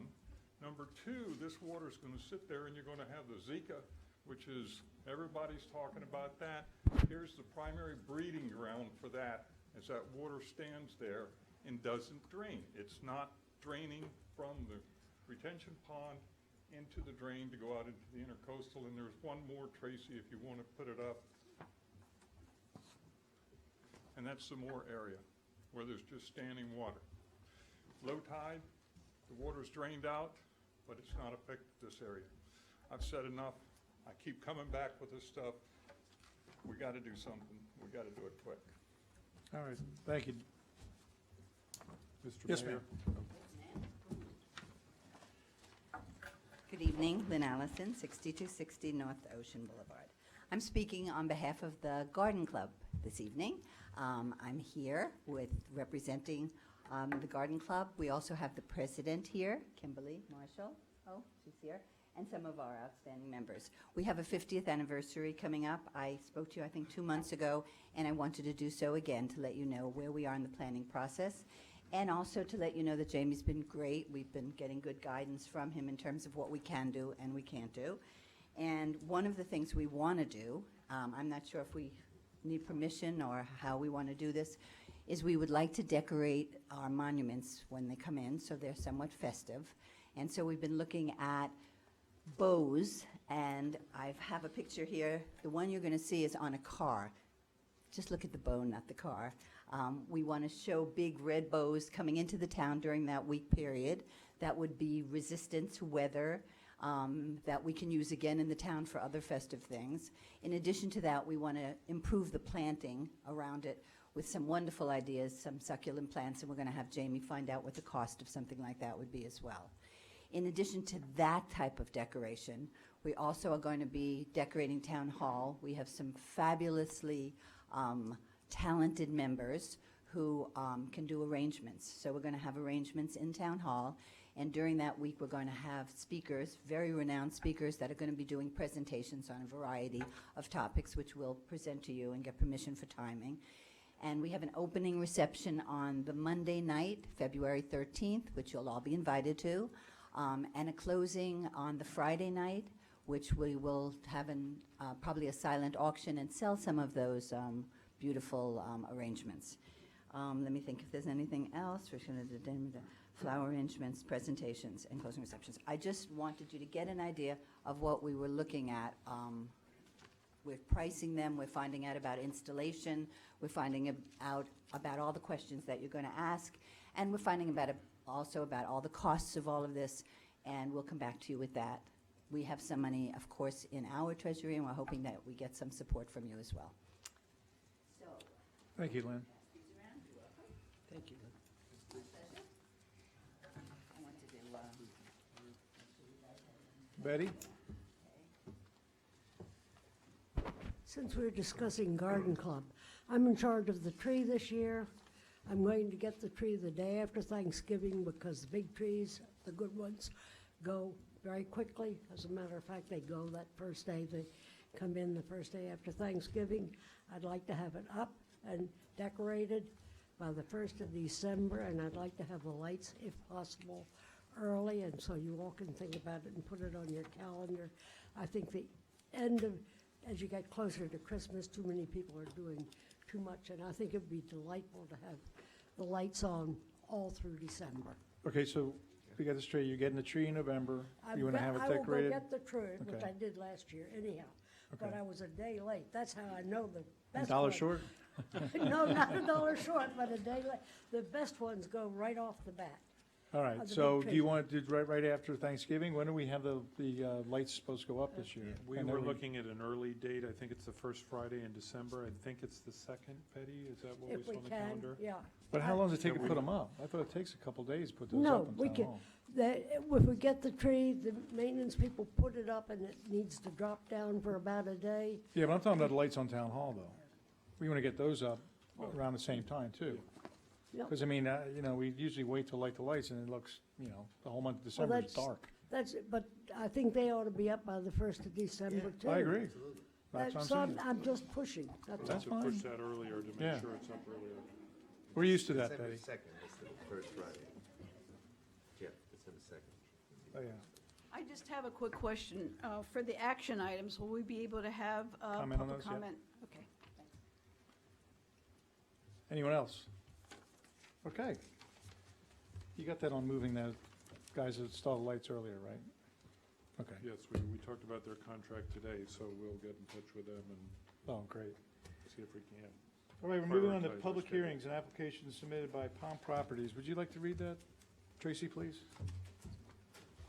An application submitted by Palm Properties, 4783 North Congress Avenue, Boynton Beach, Florida, 33426, representing the owner, Elliot Zank, 5550 Coastal Drive, Boca Raton, Florida, 33487, requesting a land development permit from the provisions of Land Development Code Article 2, Coastal Construction, Section 6717, Coastal construction and excavation setback line, subparagraph A, setback line established, and subparagraph H, existing structures to permit the construction of a new two-story single-family residence with a two-car garage, with the furthest extension of the structure at 67 feet 3.5 inches plus or minus east of the coastal construction control line, and the pool and pool deck will extend a maximum of 16 feet 1 3/4 inches plus or minus east of the CCCL.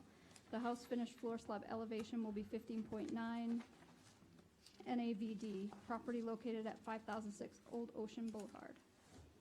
Question, Glenn. By approving this, we're not approving the construction of that particular house, just the construction of a structure east of the coastal construction line. Correct. I just want to make sure we're all clear on that. But you're also getting the gist of what they're proposing to construct there. And I think staff has indicated a couple of concerns in terms of the height and the. Well, there are a few concerns, that was why I'm asking, but Right. my question is, at this point, we're just approving that the structure can be built in that area, not this particular structure. Yes, but I do I think mean, I don't that- want to get any transference of, they gave us the okay, the town commission gave us the okay. Right. And I'd make it clear in any motion that you pass that it is specifically subject to complying with all of the zoning codes, the building codes, and getting the town approval. And I'll defer to the Manny on this. I'm not sure if you have to certify that they do meet the zoning codes when you fill this in. I don't think so. No, not at this time. Manny, Yeah. you gotta come up, Manny. I know you want to sit back there, but you gotta come up. Manny Palacio, zoning officer for the town of Ocean Ridge. At the detailed measurements and all that to certify that the calculations are accurate will be done at the permitting process. Manny, this sort of ties back into what Mark was talking about. Now, does the homeowner know that they're running into some question marks here? In other Oh, yeah, words, we've been in contact with them, actually more with the architect that designed this project.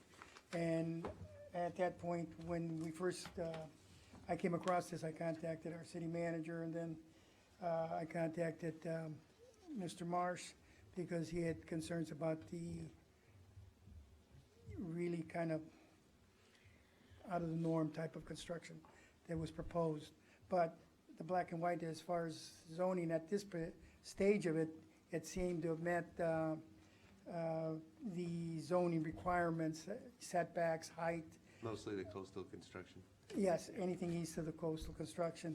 But he's fully aware that at the permitting process, everything is going to be scrutinized. Well, I got a question.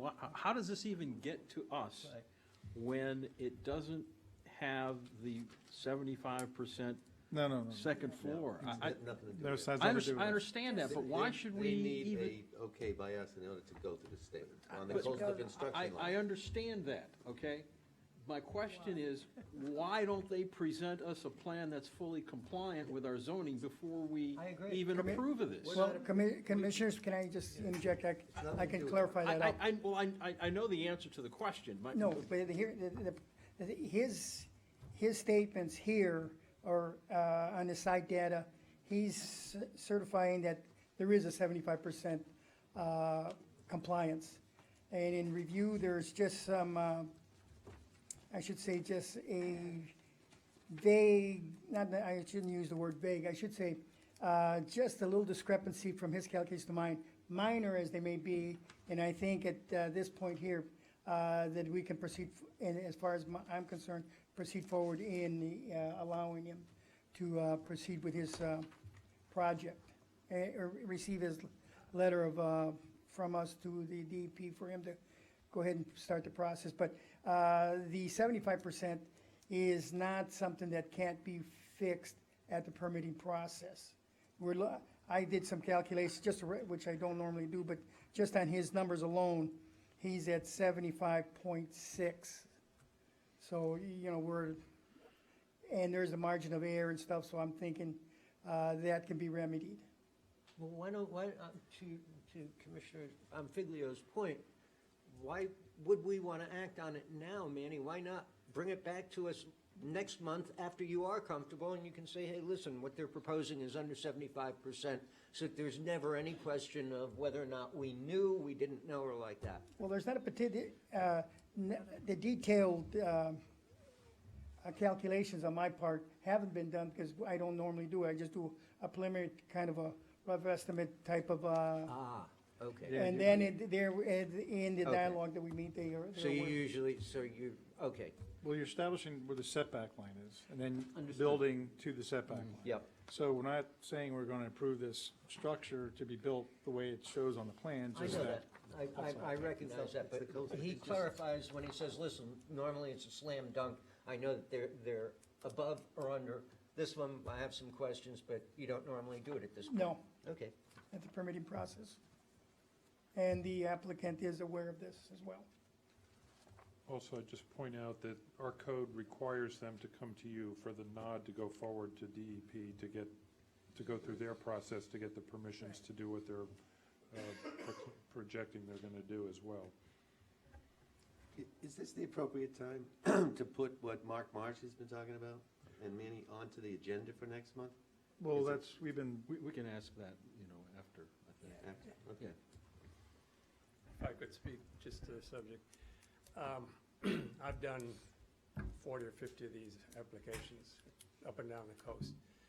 I don't think you are in a position to grant or state in a letter that this particular project is going to comply with all the zoning criteria.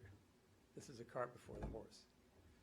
All the applications I've done, and I happen to use their consultant as well, who's done just about all of our applications. You need to see something where this, even when we do a beach walk over the Ocean Club, we have to come to you for approval, but we show an exhibit of what we're intending to do. None of this is here, or you, obviously, none of you have seen this, what the proposed residence is, and you're going to act. Yeah, they give Well, us. they do, so- We have plans. But you have no confirmation from anybody that it meets. But that's not what we're being asked to approve. We're asked to only to approve the coastal coon. Yeah, but it's all subject to how the property is developed.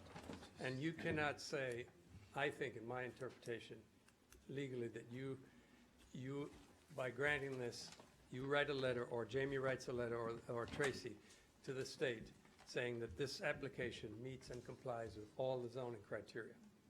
That you cannot do. well, that was I my don't think question. we are again. saying that. Right. I don't think we are saying Like, that. if you approve forwarding this, I strongly suggest just what Mr. Marsh is saying, that your letter say, this is subject to the applicant meeting all of the town's building, zoning, and other codes. But it's not granting, Not granting any. Right. It's you not cannot granting- say now, from these documents, that it's in compliance.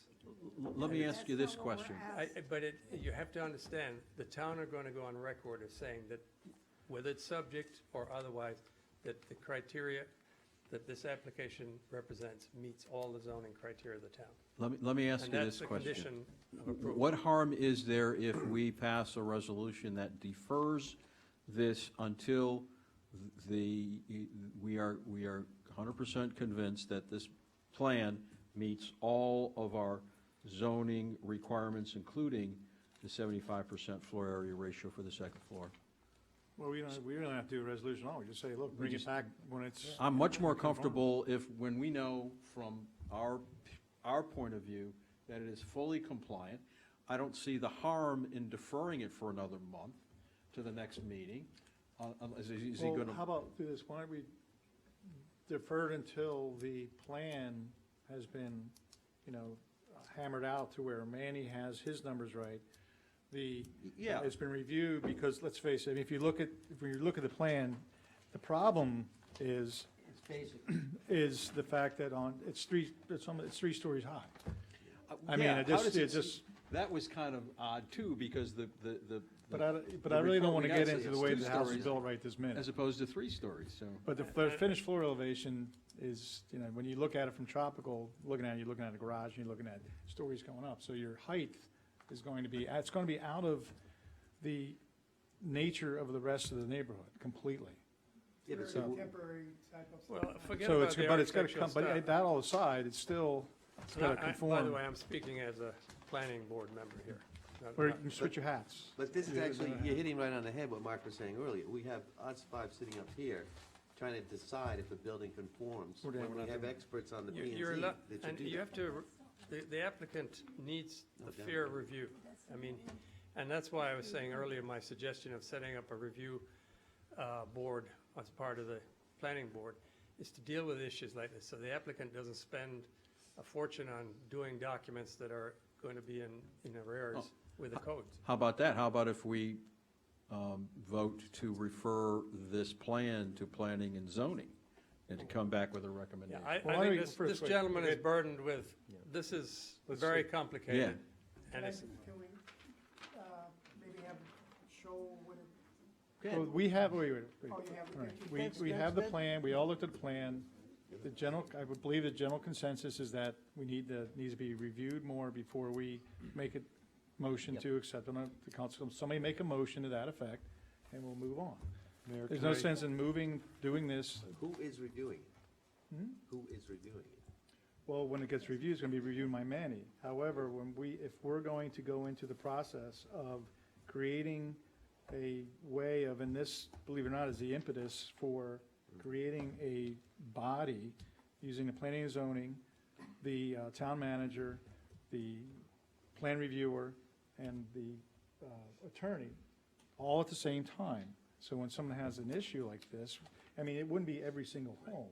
It would be ones that review, they're like, wait a minute, we're not sure, and let's say Manny doesn't want to put his lone stamp on it, so it gets reviewed by all of them at that time, and that process takes place as a process to then, okay, you go ahead and move forward. I have a operational question. Manny, what more, you're not really sure just yet, what more do you wind up normally doing before you are sure and you can say, hey, it meets the code or it doesn't? Well, he needs to give me more detailed drawings of the measurements of the first and second floor. This is kind of preliminary, so. I It's just- preliminary, it's not Right, architectural. So I just kind of do a rough measurement and stuff like that, which is where I stand. Yep, So- well, I see- mean, they push it that close to the edge, I'm sorry, then we can't be the ones that are kind of almost on the hook.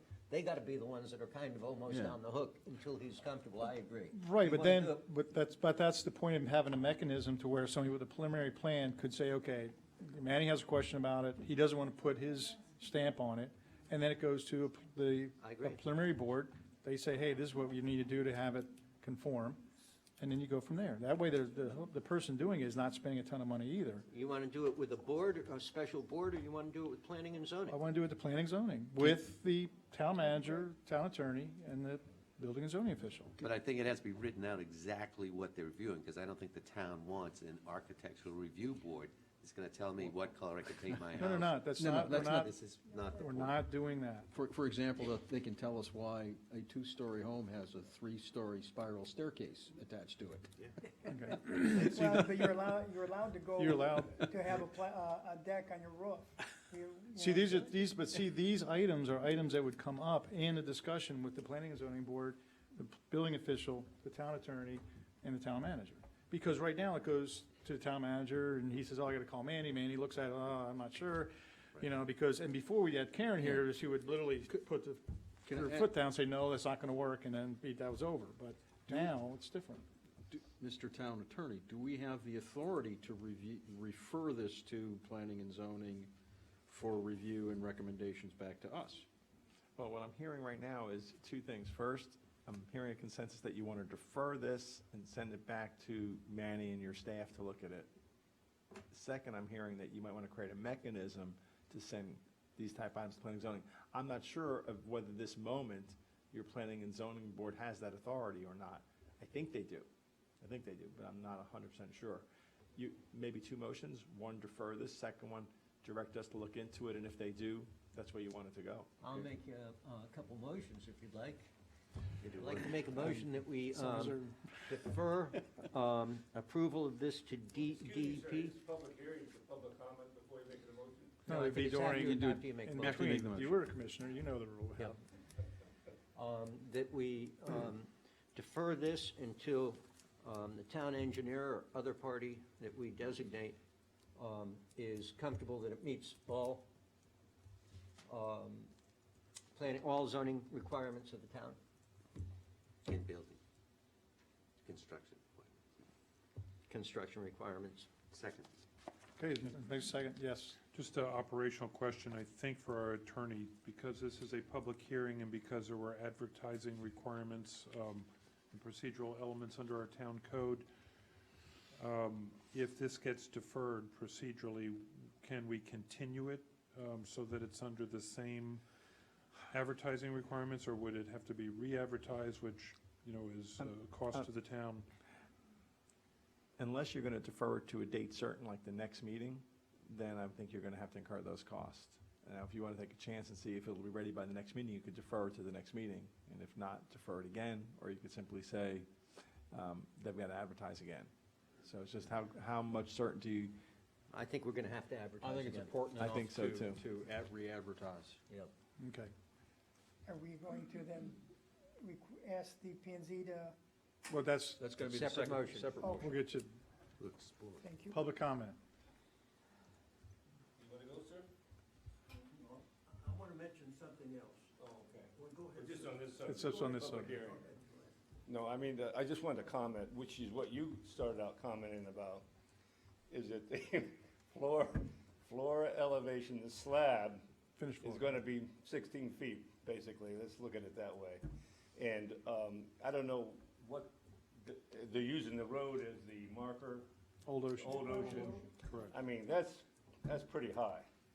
I mean, if that could be looked at differently by all these experts and get it down a little bit lower, that would be really, really helpful for that neighborhood.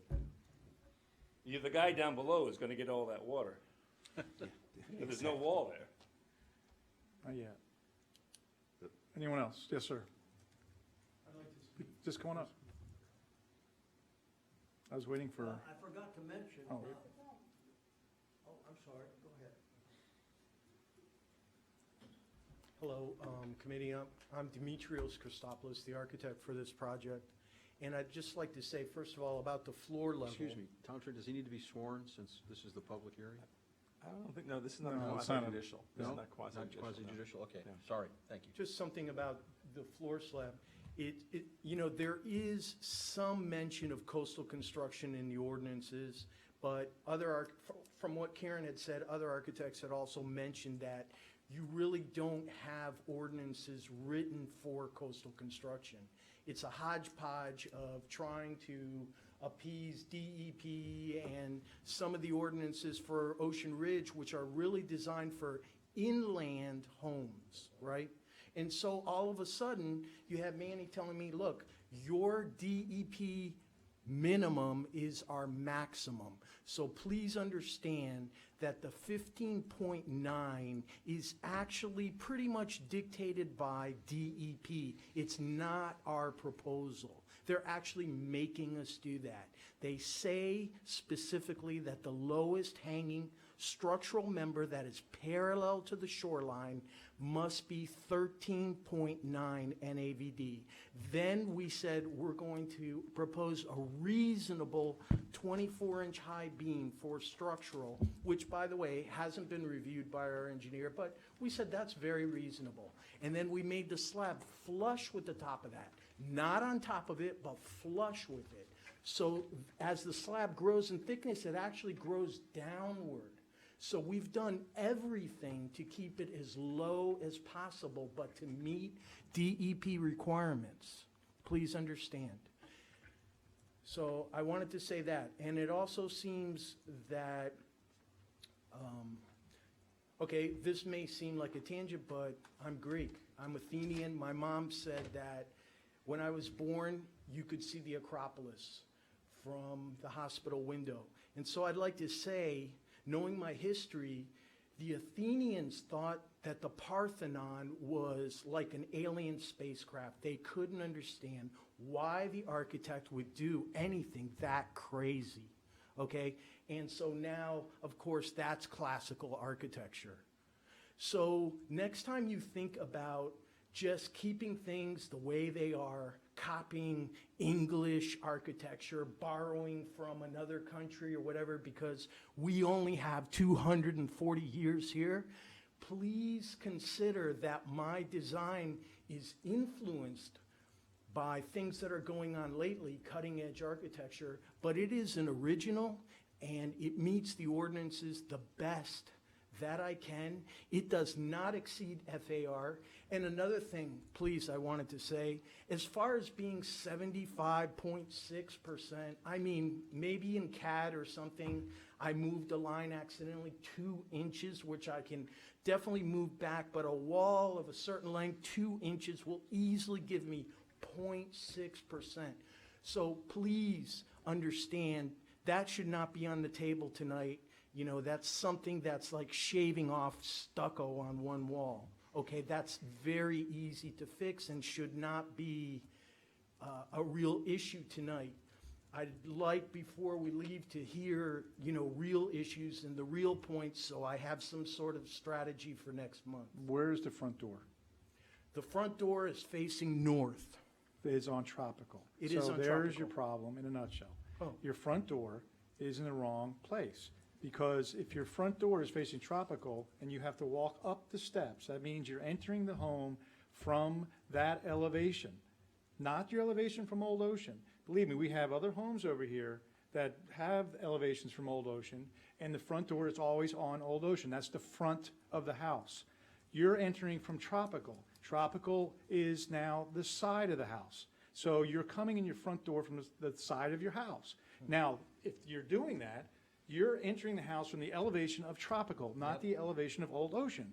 So when you come up and you say, look, you know, believe me, Ocean Ridge has a lot of different architectures around here. But please, with all due respect, don't think that we're just shooting you down because you're at the, you know, where you have the house that is somewhat modern. We're not liking it because you're saying that I have to build from the NGVD that's on Old Ocean. Yes, you do. However, your front door is not on Old Ocean. Your front door is on Tropical, which means everyone who, you now have made that house from the garage, which is okay, you now have come up to the front door through stairs. So now the front of your house is actually Tropical. But you're making it sound like the front of your house is on Old Ocean by these plans. Now, you can make that work by building you could literally build a site wall around the property, and you could make that front door off of Tropical by having stairs coming up and coming over with a wall. What's going to happen to all the water that runs off your property? Now you have it coming up. You have the front door coming off of Old Ocean. I mean your side door. You have frangible walls for the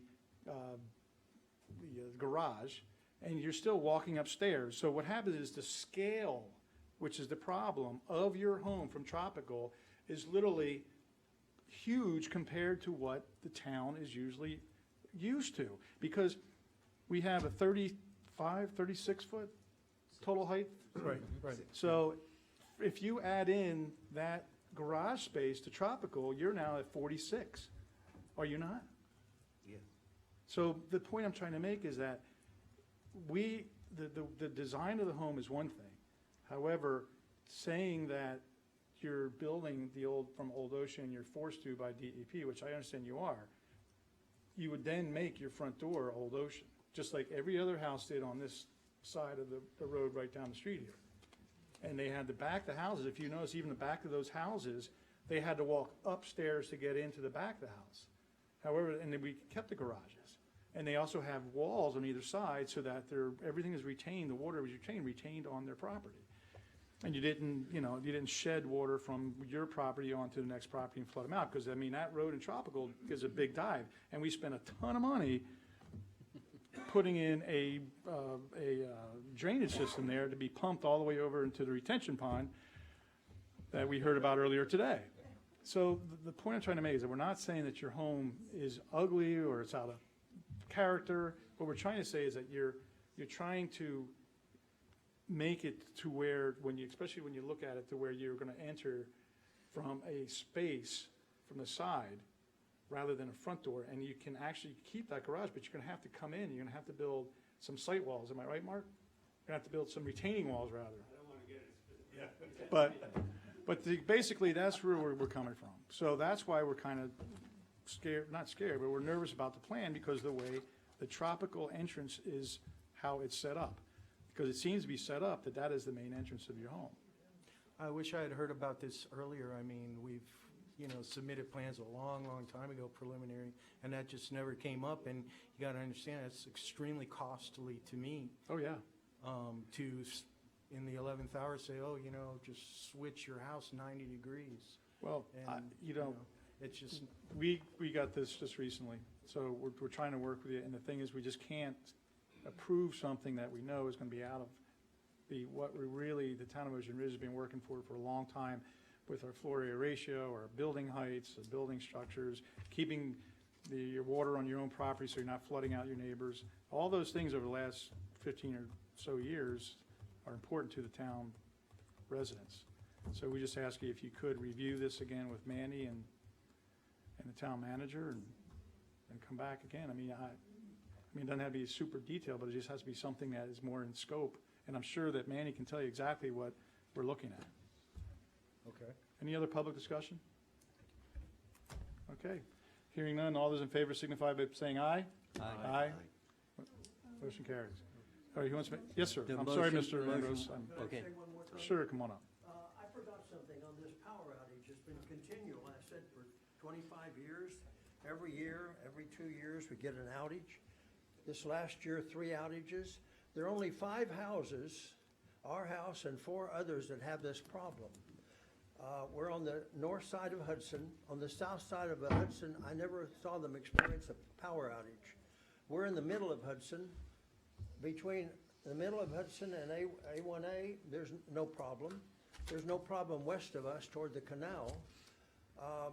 Maybe we could be put, I talked to the FPL man, he said, that's the circuit we're on, about 5 houses. Maybe we could be put on another circuit. The houses across the street maybe are on one circuit, they never have a problem.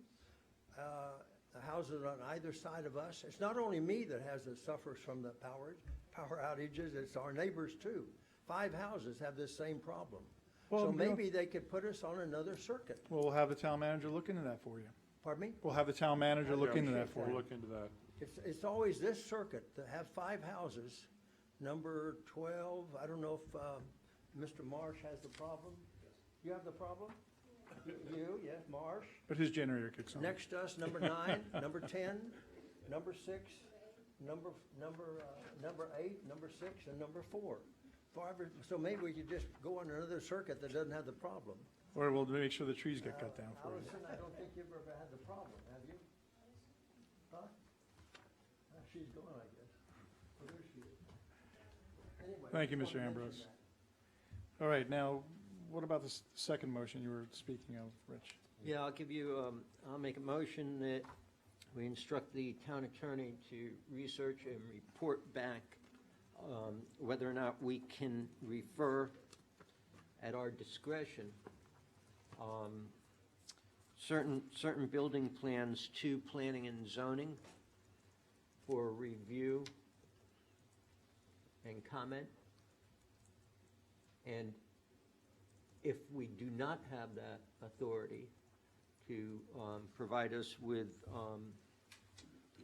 the methodology by which we can create that authority. Does that work? Perfect. How about review and recommendation? Would you accept that amendment? I'll accept that as And if your opinion is in the affirmative to refer this matter to planning and zoning, can we add that to it too? That's what I'd rather not. No. I'd rather not. bring it back to you. Okay, bring it back to us, okay. Second. A motion is second, any other discussion? Hearing none, all those in favor signify by saying aye. Aye. Motion carries. All right, reports. Up to you, town manager. Thank you, Mr. Mayor. I You wanna try to wait- keep might as well mine wait. as brief as possible. There you so- go, brevity. Just quick, one, we actually are actively talking to all the vendors on the Woolbright detention area. We've got some active plans we're looking at for some major maintenance projects there. When are you gonna come back with that? Yeah, Jamie, the last time I talked to you about that, I thought we had a proposal to go in there and fix and clean up and. The town had received a proposal a year ago, January 15, actually, and it appeared to get caught up in other things. But I'm talking to the same company that provides the services now, and we're revisiting that proposal. and I just forwarded them engineering plans on the design build, or as-builts of the detention area, so we can prescribe the specific steps to improve the infrastructure that's in the ground down there. Okay, so when? We have something? I will bring it back to you next month, because I will probably need your approval, because I venture to guess it's going to exceed $10,000 for a consolidated maintenance issue. Do you think it's prudent to authorize Jamie to go ahead with the plans for an amount not to exceed, for example, $25,000? So Well, we I move think on there's a this real certain, quickly? Glenn, correct me wrong, isn't there a certain threshold that we have to get RFPs for? 10,000 is my threshold to bring for your, review and approval. That's a lot of money. And after, we have to get sealed bids after 25,000. Well, also, that's coming up, though. with But I the mean, spraying. but my concern is that we've got a small window of opportunity to deal with it. If we don't, if we have to wait for, 2 or 3 or 4 more months, we're gonna have a breeding ground for mosquitoes back there that could Right. potentially carry the Zika virus. I'd like to get this done sooner rather than later, and I thought we were going to be at least voting on something this month, no later than next month. It doesn't sound like we'll be doing that. And we need to get that standing water issue addressed, and that's my concern. That's the big piece of it. All the contractors that currently have relationships with the town and touch the Woolbright detention area are already engaged in smaller scale projects we're gonna do. If you recall us talking about the subterranean drain pipe system I that's in there, understand the that's the problem. big ticket item that will be coming back as a separate proposal. As I understand it, though, did we not authorize that in the budget for 1 year, and then it just kind of went by the wayside? Or we authorized the expenditure 1 year with Ken, when Ken Schenk was, I have conflicting background information to whether that was ever voted by the commission and/or appropriated for. Here's what it has to be done. It has to have to clean out, there's the way that the pipes are set up, they're all occluded with everything under the sun. That's why you're not getting hardly any drainage areas from the town engineer. And with the drawing that you had, that accident drawing you sent the bid out, and has all the red marks of how the underground elevation drainage changes. is and how it goes into the exfiltration trench and everything else. So why can't we get something in it to get a guy in there to literally run it through there? It's and in run the hands of out? those contractors right now to give us a price to do Yeah, that. that's- So if it Well, we can comes in, spray in the meantime, I guess. we're in there. spraying anyways. Well, In fact, I think But we got Mr. Clark coming up too. well, right now, we're just spraying for the no-see-ums, which I think is a different spray than the There the is, Zika. and that's on the So- agenda with the, We're also spraying for plant control in there through a company called Aquagenics DBI. yeah, they've been doing that for a long Mr. time. Magruder referenced it Problem is, that last seems like month it's about controlled a large area that was discolored, which is a result of that spray. Can we treat the need for that treatment of the detention pond as an emergency to kind of bypass some of these prohibitions that we face, these time prohibitions? In other words, you want to give the manager authority to enter into a contract up to a certain dollar amount because of the emergency and the health and safety issues? Yes. Yes, you can do that. Why don't we do that? But pick your amount, So was set a there any cap kind of on it. ballpark we got from anybody, or? The document I looked at from a year ago for the same or similar proposal from the company that I'm talking to now was estimated at $15,000 in January of 15. Okay, so I'll give you a motion How on about that. 20,000? Yep, $20,000, authorize the town manager to spend on an emergency basis no more than $20,000 on doing what's necessary to get that standing water managed until we can manage it on a permanent basis.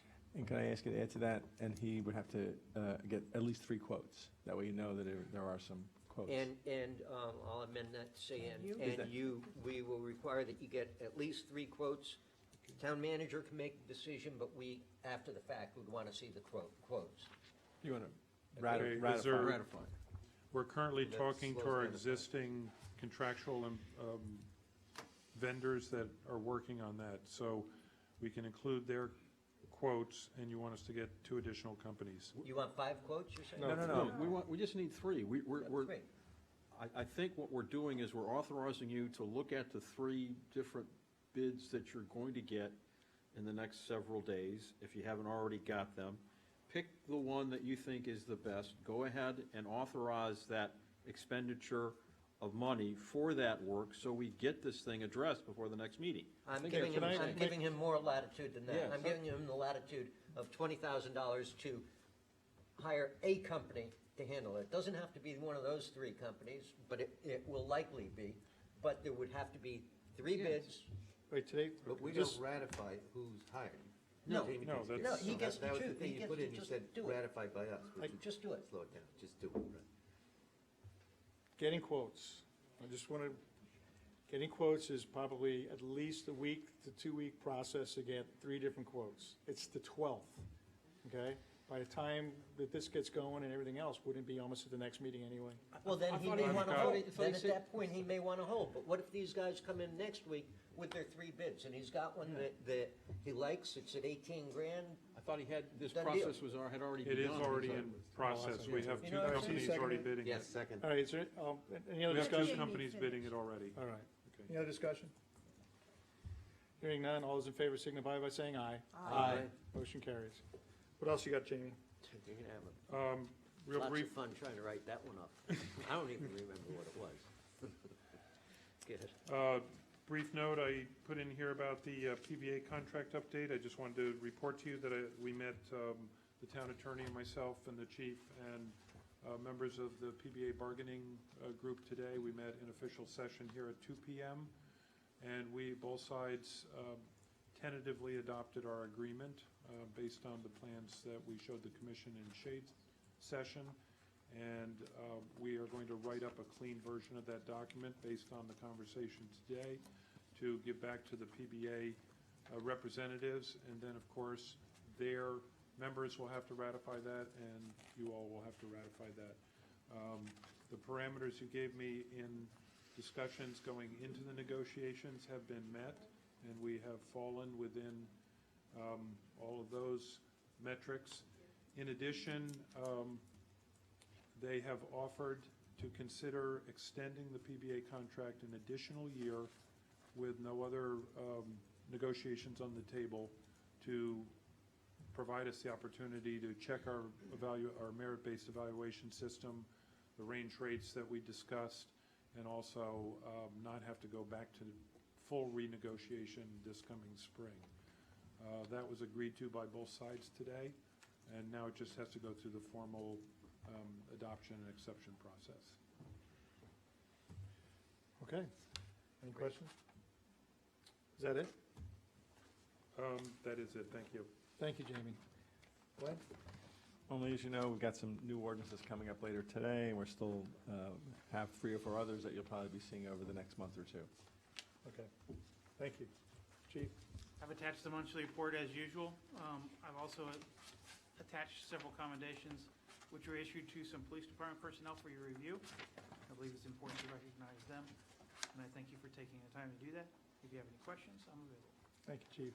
Congrats Please, to each of congrats. them on those commendations. This was the month of commendations, wasn't it? Yes, it was. Town of Ocean Ridge residents really appreciate Yep. that fine work. Great job. Trying to make it a trend. They continue.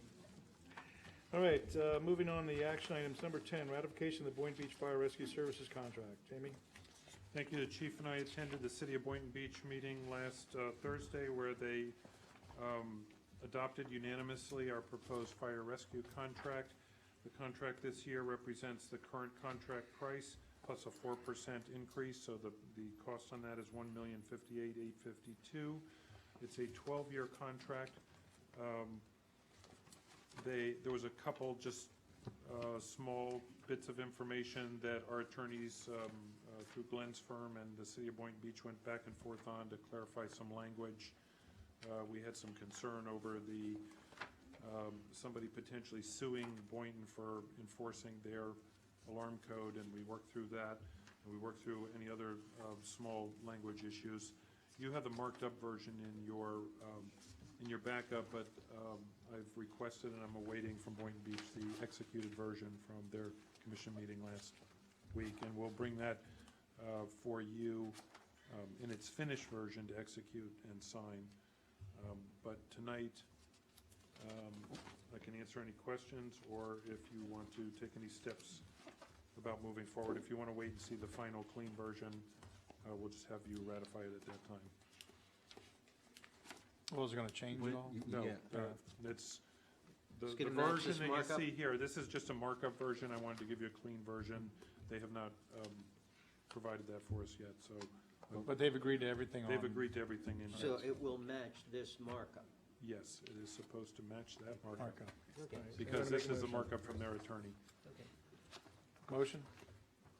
I move that we authorize the town manager to execute the final marked up interlocal agreement for Boynton Beach Fire Rescue Services as set forth in the September 12, 2016 agenda item memo number 10, Provided the final product matches. provided that they match. Yep. Second. Got that, Tracy? Any other discussion? Hearing none, all those in favor signify by saying aye. Aye. Motion carried. All right, next, number 11, authorization of an engineering study on traffic calming. Commissioner Koss. So, those of you who have been here previously, the last 2-3 months, I've worked with the town engineer and with our town manager to try to get some parameters, ideas, and concepts for traffic calming devices in the let's call it the four corners of the town, which, starting at Island Drive, moving down to Ocean Drive, moving down to Mid Lane and Beachway. So those are kind of the three entrances into the town that need addressing with traffic calming, per my conversations with the chief to some extent and the town engineer. So they've gone out and they've come up with some concepts. One's called the raised intersection, which is simply a 4-inch cement, attractive type cement, with a brick surface in the intersection. That's noteworthy because they can be made quite attractive with white and red bricks. So they've reached the point now where they did all this as part of their contract with the town, and now they've reached the point where they're gonna start doing some heavy lifting. So there's a motion of here, we need to authorize the spending of $14,900 so they can finish their preliminary, actually it's not preliminary, to finish their architecture of the intersection, because they don't know if it's gonna include drainage, et cetera, et cetera. So most of the fee that's involved here is for the engineering construction plans. Now, we can do this one at a time, we can do it one-off, but then we're gonna be wasting our money, because if you don't go in all at once and do it, we're gonna spend more per area to get it done. So that's basically it. So this will be part of a larger project. The reason they're doing this now is they need to come back with specific costs on each of the four traffic calming areas, let's call it. And that's basically it. Thank you. Jamie, did you talk to Lisa about this? Oh, absolutely. Lisa's been involved with Commissioner Kaz and I all through these explorations. And just to piggyback on Commissioner Kaz's comments, the larger piece of this proposal, which goes to the engineering firm, not only prepares the engineering construction plans, they also deal with the permitting and the bid documents so that this can be bid out for actual construction. So, And that's then- important because of Ocean and Island. Right, We and the both second flirt piece with of the this DOT. is the survey piece, where they actually have to survey each potential installation for grade, for drainage issues, for appropriate construction drawings. So, not yet. So the thing is, what if, so we were spending 15,000, basically 5,000 a deal, and what if we only do one, we're still spending the 15,000, right? Well, if they go to, let's say, engineer the one at Ocean, and they run into some unexpected problems, I would expect them to flag Jamie that, hey, there's gonna be an increase in this cost, or there's gonna be, well, we should stop right here. All right. There's no way around spending educated money to get an education. Also, I'd mention, when we first gave you estimated costs back when this first came up in the cycle, there was a à la carte menu of prices for one-off infrastructure. This supposes that you would look at the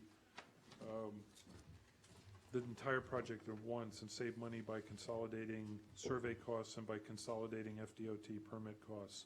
And then the engineer did tell me that if, in the process of moving forward on this, if it was your desire to reduce one of the locations, then they would adjust their price if there was less physical work to do for the number that you're interested in studying.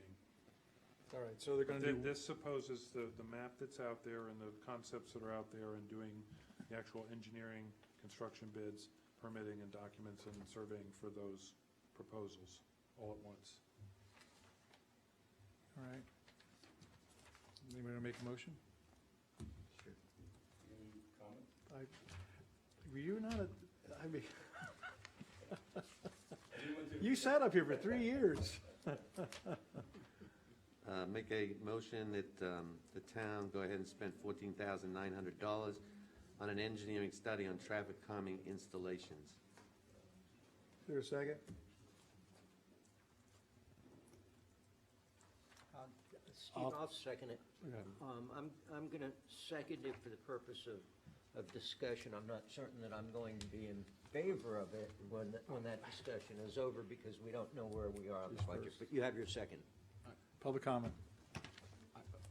Public comment, because can I just ask one question? Am I understanding this correctly? You're asking us to spend a little less than $15,000 to figure out if we want to spend more money for the traffic calming devices on the street? Okay. I just want to make sure I understood what we're doing. But you have to spend the money. I understand that. Even if you decided to do one, you're gonna have to spend the money. Yeah. Zoanne Hennigan, 91 Island Drive South. Am I to understand that this is an engineering study, but has there been a feasibility study to see if there really is a traffic issue that needs calming, like the one that you listed that I was surprised at is Island Drive? The reason for that, actually, if I can answer your question, is there were a couple of your neighbors that talked to me, and they felt that people were speeding down the entrance until they get about, what is it, Island and South Island, until they get halfway through Island after it passed South Island. And they also were complaining, which I guess you're aware of, about a bunch of Pokemon players coming down and all kinds of intrusions into the neighborhood. So that's where Island, we're trying to do something to address each entrance to the town. Obviously, we got the two bridges. Island was because of some of your neighbors, frankly. So before we would spend money to actually do that, would there be any kind of a feasibility study to see what the traffic is? I mean, I I can only live go there. I was just very surprised, that's all. I'm just going anecdotally. So before we would spend the money, would we do some kind of a traffic study? I mean, So we spend more money, Just- figure out if we want to spend more money. No. to I spend mean, more I mean, The idea is hopefully it would make your neighborhood more attractive and slow down people from barreling onto your road and onto the bridge. That's what your neighbors seem to desire. okay, I don't see You it. live deeper in the island, though, right? I do, Yeah. but I drive there all the time, obviously, and there's no houses.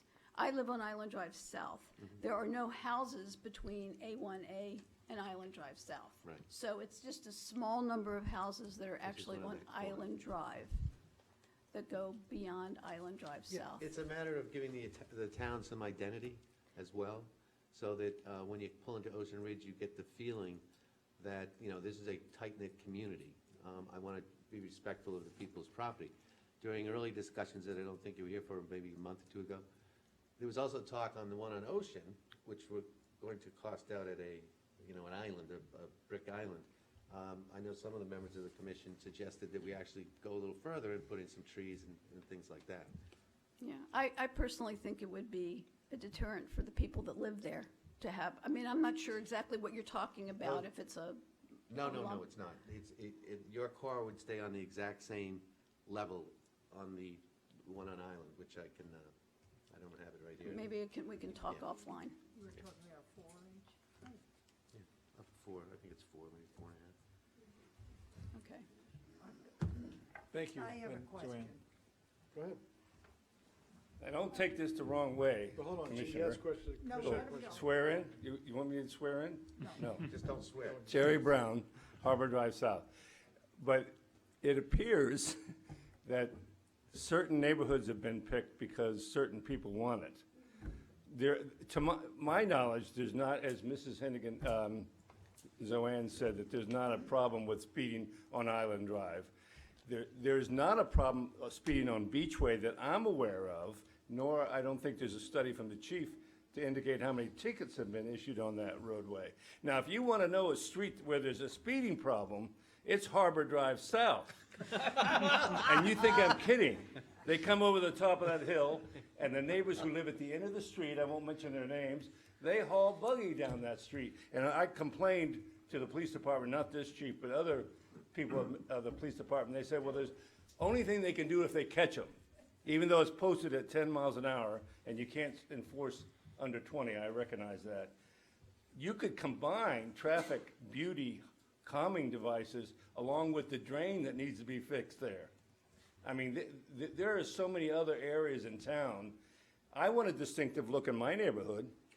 The idea is to give the town a distinctive. Yeah, Then we I can know, move I on know. from there. But you're picking rich neighborhoods. You're picking people that, Are you are saying you don't live in a complaining. rich neighborhood? Is that what you're saying? You did disparaging. It's our getting neighborhood? rich, it's getting rich, It but should the be. roadway It is is, thinking. Terry. But there is speed on that road. Oh, yeah. I Okay, mean, we you, could put and a- you know one of the that. speed signs up on that road? I'd say get him a paint gun. How many tickets have you given up out on that road, by the way? There you go. Off the top of my head, I don't know. And to the mayor's question, if you would desire a speed sign to be installed, I will look at a location and see if we can't do that for you. Well, would We be have- nice, we well, have that in way. fact- We have in fact given some of the residents on Harbor Drive South tickets I'm aware of, because I've heard the complaints. Well, the reason being is because it does track if. the Not for the speeding, though. So we could actually take a One of them survey. did get one, one that you may be referring to. Okay. It would takes a survey of how fast people are going down to those traffic signs. It does- So Yeah, we you just put- do it with a radar gun. You We stand put there one, with a yeah, radar but the gun. thing is manpower versus battery power is a lot cheaper. So we could put the sign up there and just that way we could survey it. You could tell everybody this is how many people actually speed down this road. Now, and I appreciate the fact that these things have some beauty to them and they're distinctive. Let's get. But if you're talking about elevation, you need a sign that says warning bump. No, you No? don't. I've already been to this with the Oh, engineer. yeah? Yeah, They don't need any notice? No. come on up, Lucy. I just have a question. Is the purpose for this, that you're considering spending a lot of money on, for beauty, enhancing appearance, town identity, or calming traffic, slowing down speeders? I Yes. think we need to identify which it is, all three. and then figure out, is there a need for it? As Zoanne Hennigan said, you know, it can't just be that a couple of the neighbors say, I mean, with all due respect to my learned colleague, Mr. Brown, you can't just take a neighbor that says people are going fast on my street and say, okay, we'll spend all this money on a device. Well, the in my one that, opinion. I have to say, the one that he has here in Old Ocean, or not Old Ocean, Ocean Avenue, where you come over the bridge, we have the speed sign now, where everybody jams on their brakes as soon as they see the light go off flash. Basically, you know where the double yellow line is there? What Steve had proposed is like a little island right there. And that island, if you have, if you put trees in or whatever else, that would actually, it should slow, by theory, slow people down when they come over that bridge, because now you're actually coming into a town that says, hey, the town of Ocean Ridge, move the sign there and do something of that nature. I think that was one of your thoughts. The town entrance sign. that's Would what it- it says. Slow down It would, speeding traffic. it'd be traffic calming device, and it would be a upgrade to the town as you come over the bridge, because right now it's, well, no, It's no, no, actually no. a- Just a traffic, like a triangle, right? Like a When you come over teardrop. the bridge, A where you know where the teardrop. two yellow lines meet together? Right there, something like there, so it really would, you come in, it's not this big, wide road, you're actually, at night when people come home late after having a couple drinks? yeah, and that's where the police car's sitting right behind it. We will know better when people come home after having a couple drinks, I think. That's right. And you can always mount the the LPR camera on it. Right, that was part of the consideration. It seems like it would make sense before you make a decision whether or not to put the money into it, to decide, are we trying to calm traffic or identify now you're in Ocean Ridge, it's a different situation, or just to beautify? Well, then it'd be both, in that Exactly. in that particular case, it'd probably be both. Safety. But in the and- other particular cases, you don't, you just have to, If it's for traffic, then I agree with Joanne, that we have to first determine, do we have a problem before we try and fix it, in my opinion.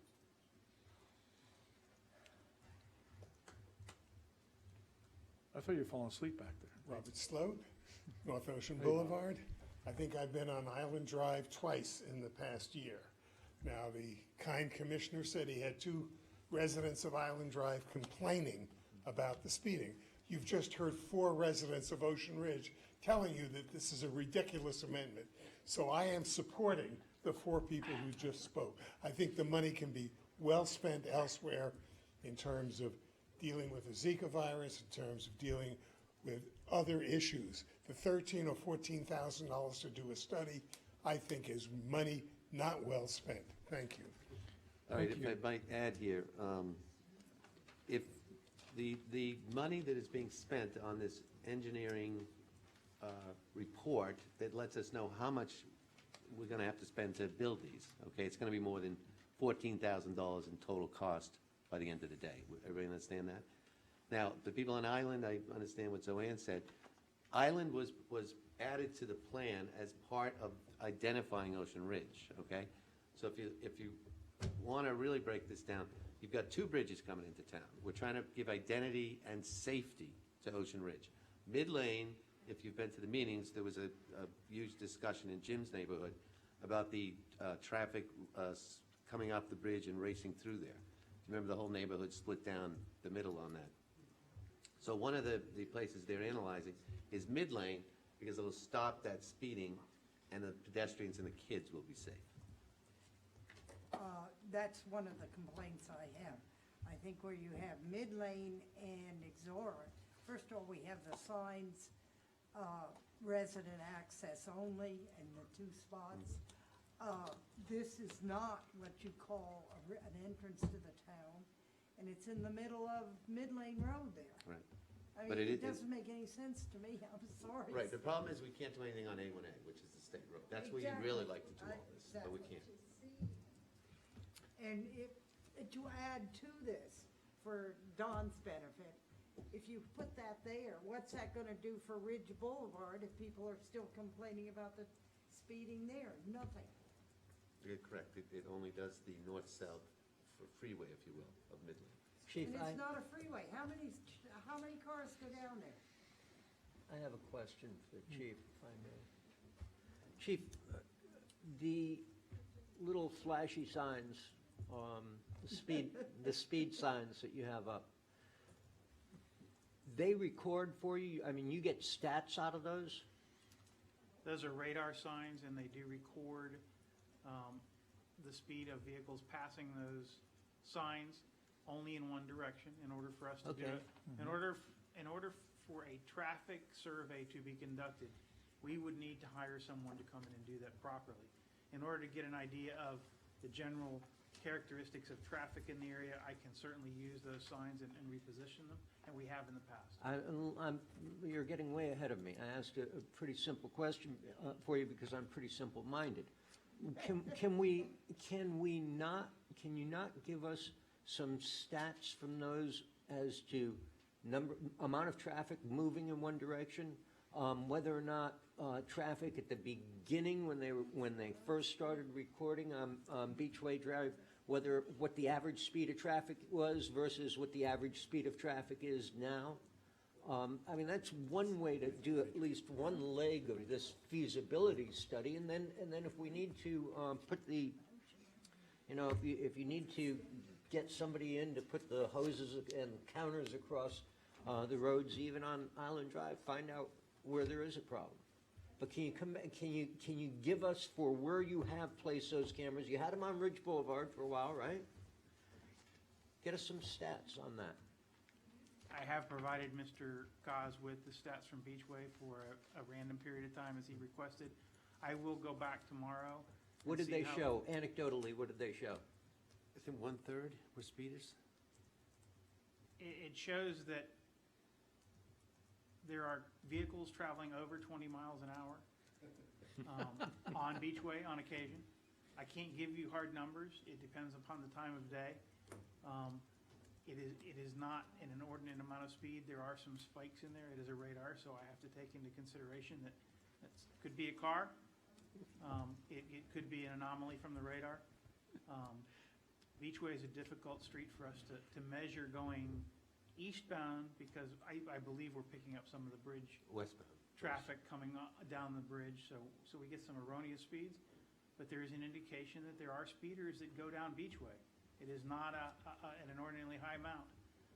Much like the studies that we did when we did have it on Ridge Boulevard, there was no indication that there was a speeding problem. There were a couple residents who tried to test the signs on occasion. We know that by self-admission. Maybe, that's possible. My experience with those signs, having been initially responsible for installing them and gathering the data, is that everywhere that they have been placed is that they are best used for a deterrent in education, and that they are not recording a high volume of traffic violations. If they were, we would put a police officer in a car there. Ocean Avenue is the exception coming into town, where we have a sign that flashes at you to tell you to slow down. And I think our traffic citation statistics will support the fact that that doesn't always work for people, that they like to see how fast they can go before they get to the sign. And then they generally meet the second radar unit shortly thereafter. We do quite a bit of enforcement there.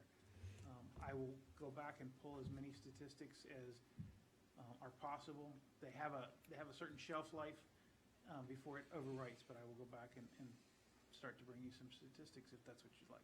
How many of those flashing things do we have? 2. We have 2. 2?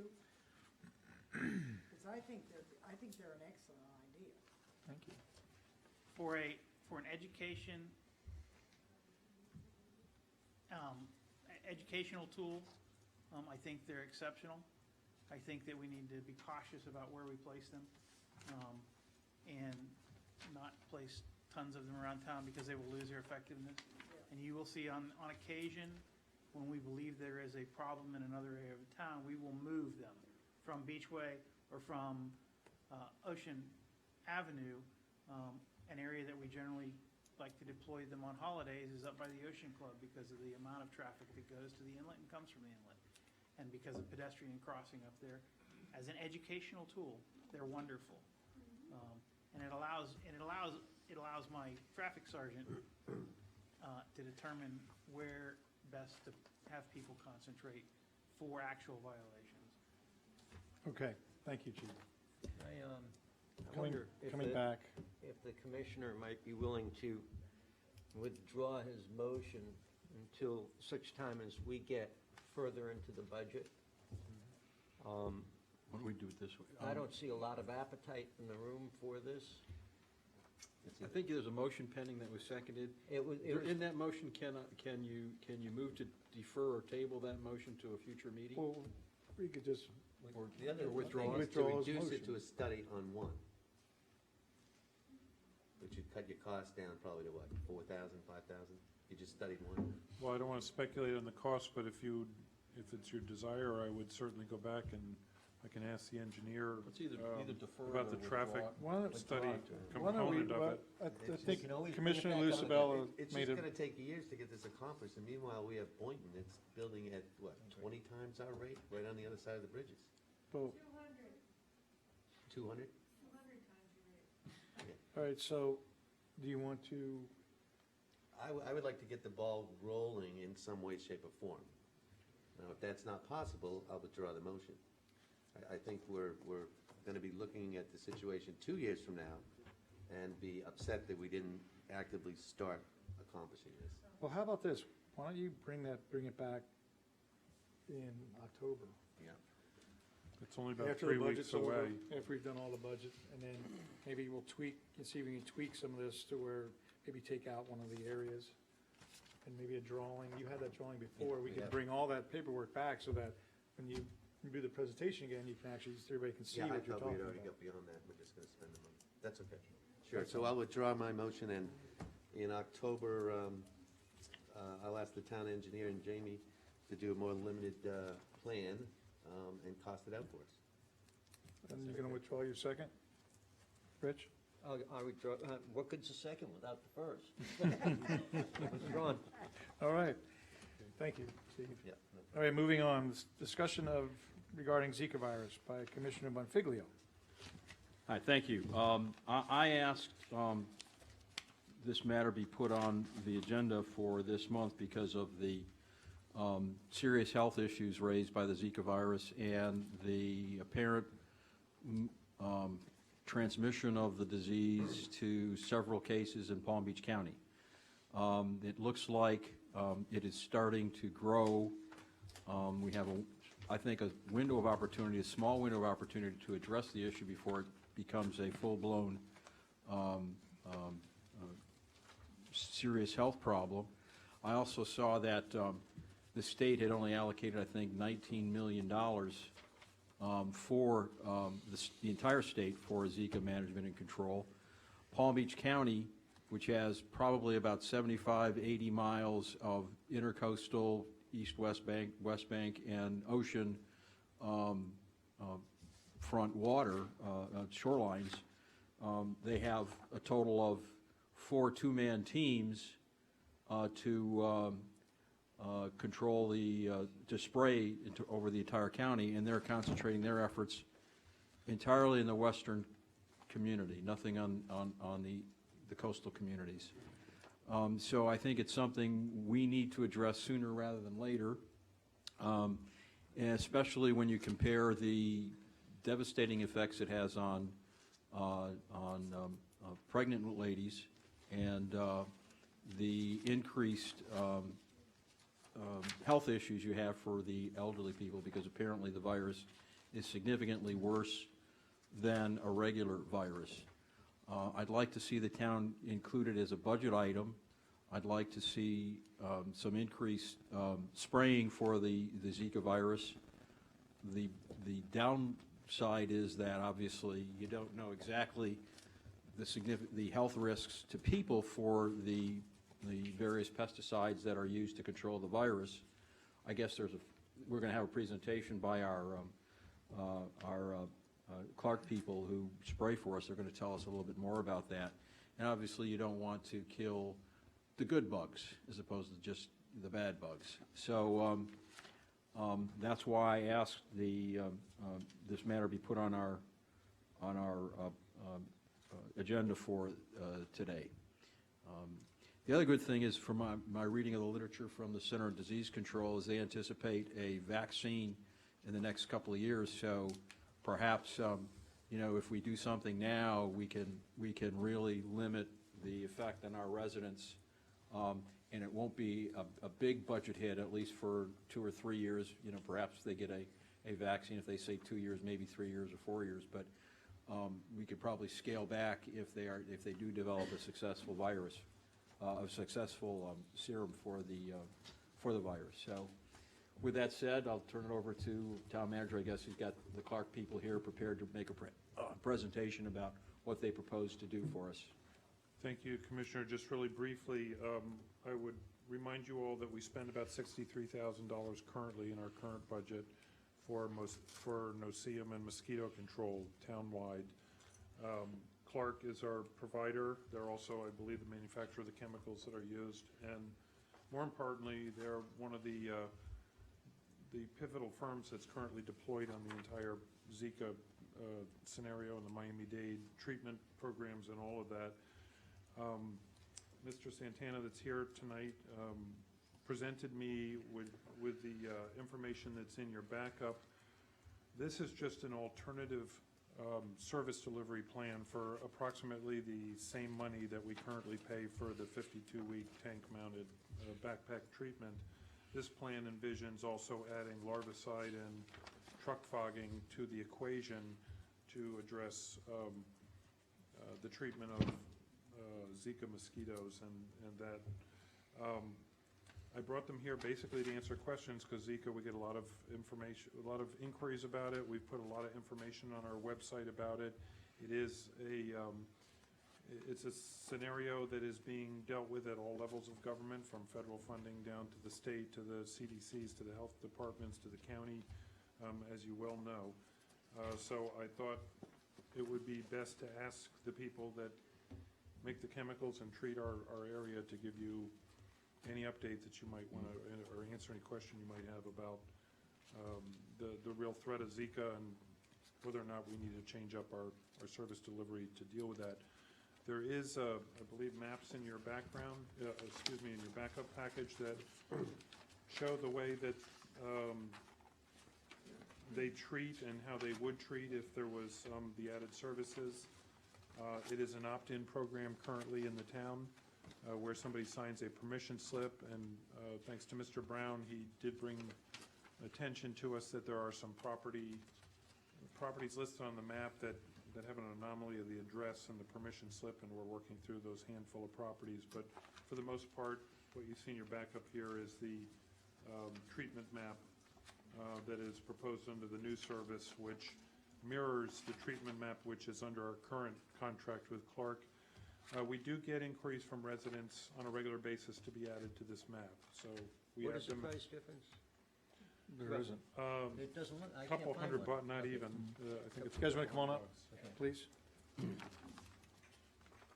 Introduce yourselves. Good evening. My name is Bobby Santana. I'm control consultant for Clark. I'm in South Florida. This is my regional manager, John Green, who covers the whole state. We both are Palm Beach County residents.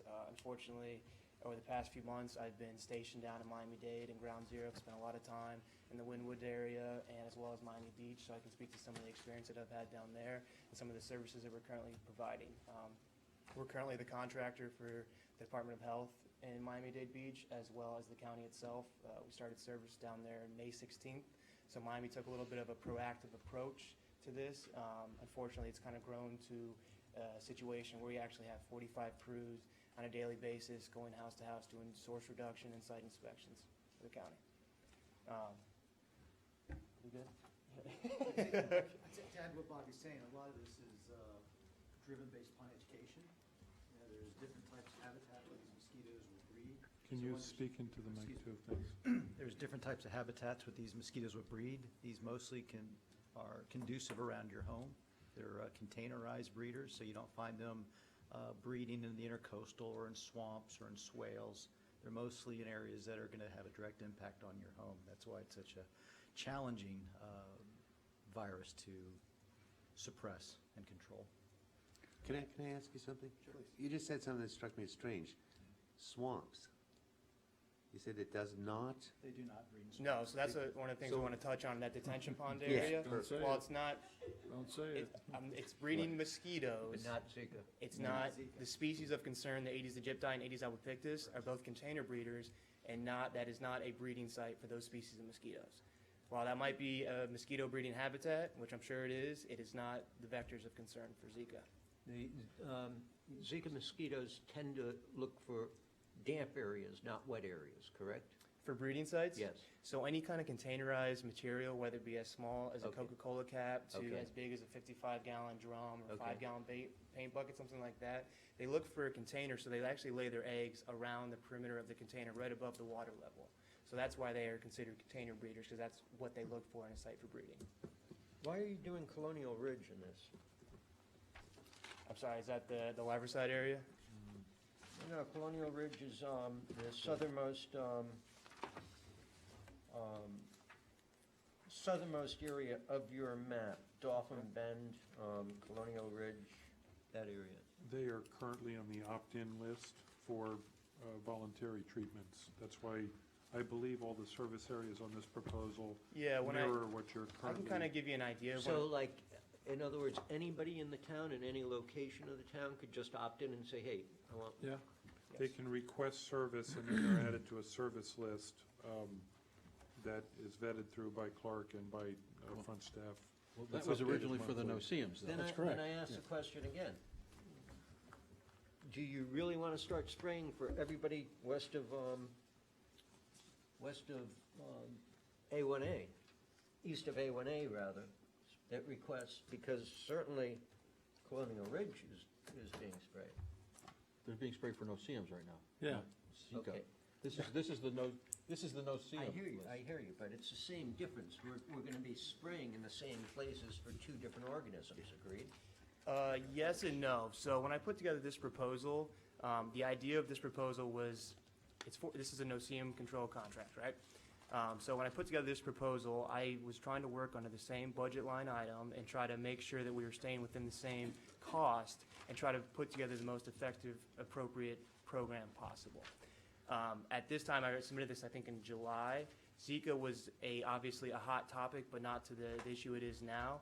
The product that we are applying, the Duet, is the one that's specifically being used for these species of mosquitoes in Miami-Dade. So that, and it's also very effective on no-see-ums, and that's why it was originally chosen for this program. So kind of another benefit is it's effective on those mosquitoes as well.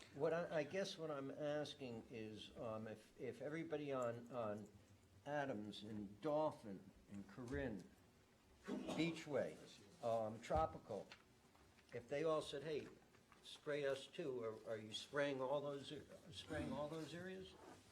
Well, which one are you asking for? The mosquito spraying or the no-see-um spraying? I'm looking at a route here on what is evidently a Is that Zika. the red map? Yeah. Yeah, so that's what our current service is, and that is a barrier application. So that's a little bit different than the truck-mounted spraying. That is a house-by-house backpack treating the vegetation around the property. So this is not a Zika spraying That is route?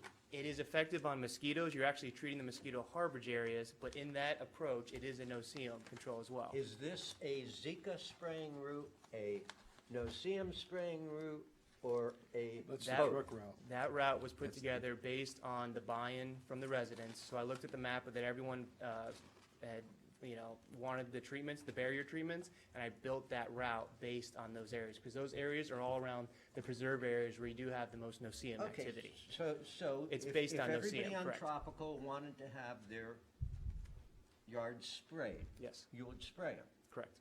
That's all Okay, I'm asking. Okay, you That's said, all I'm Okay, but asking. the UVL or ULV is the yes, sir. truck-mounted spraying. Yes, sir.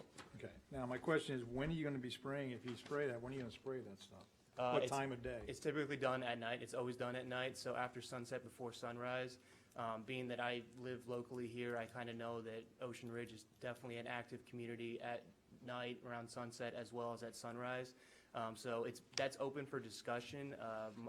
That treatment zone would probably take about an hour to treat by truck. It runs at 10 miles an hour, so I'm thinking between the hours of 3:45 and 4:45 would probably be the best time to treat. Now AM? that- AM, yes, Yeah. correct.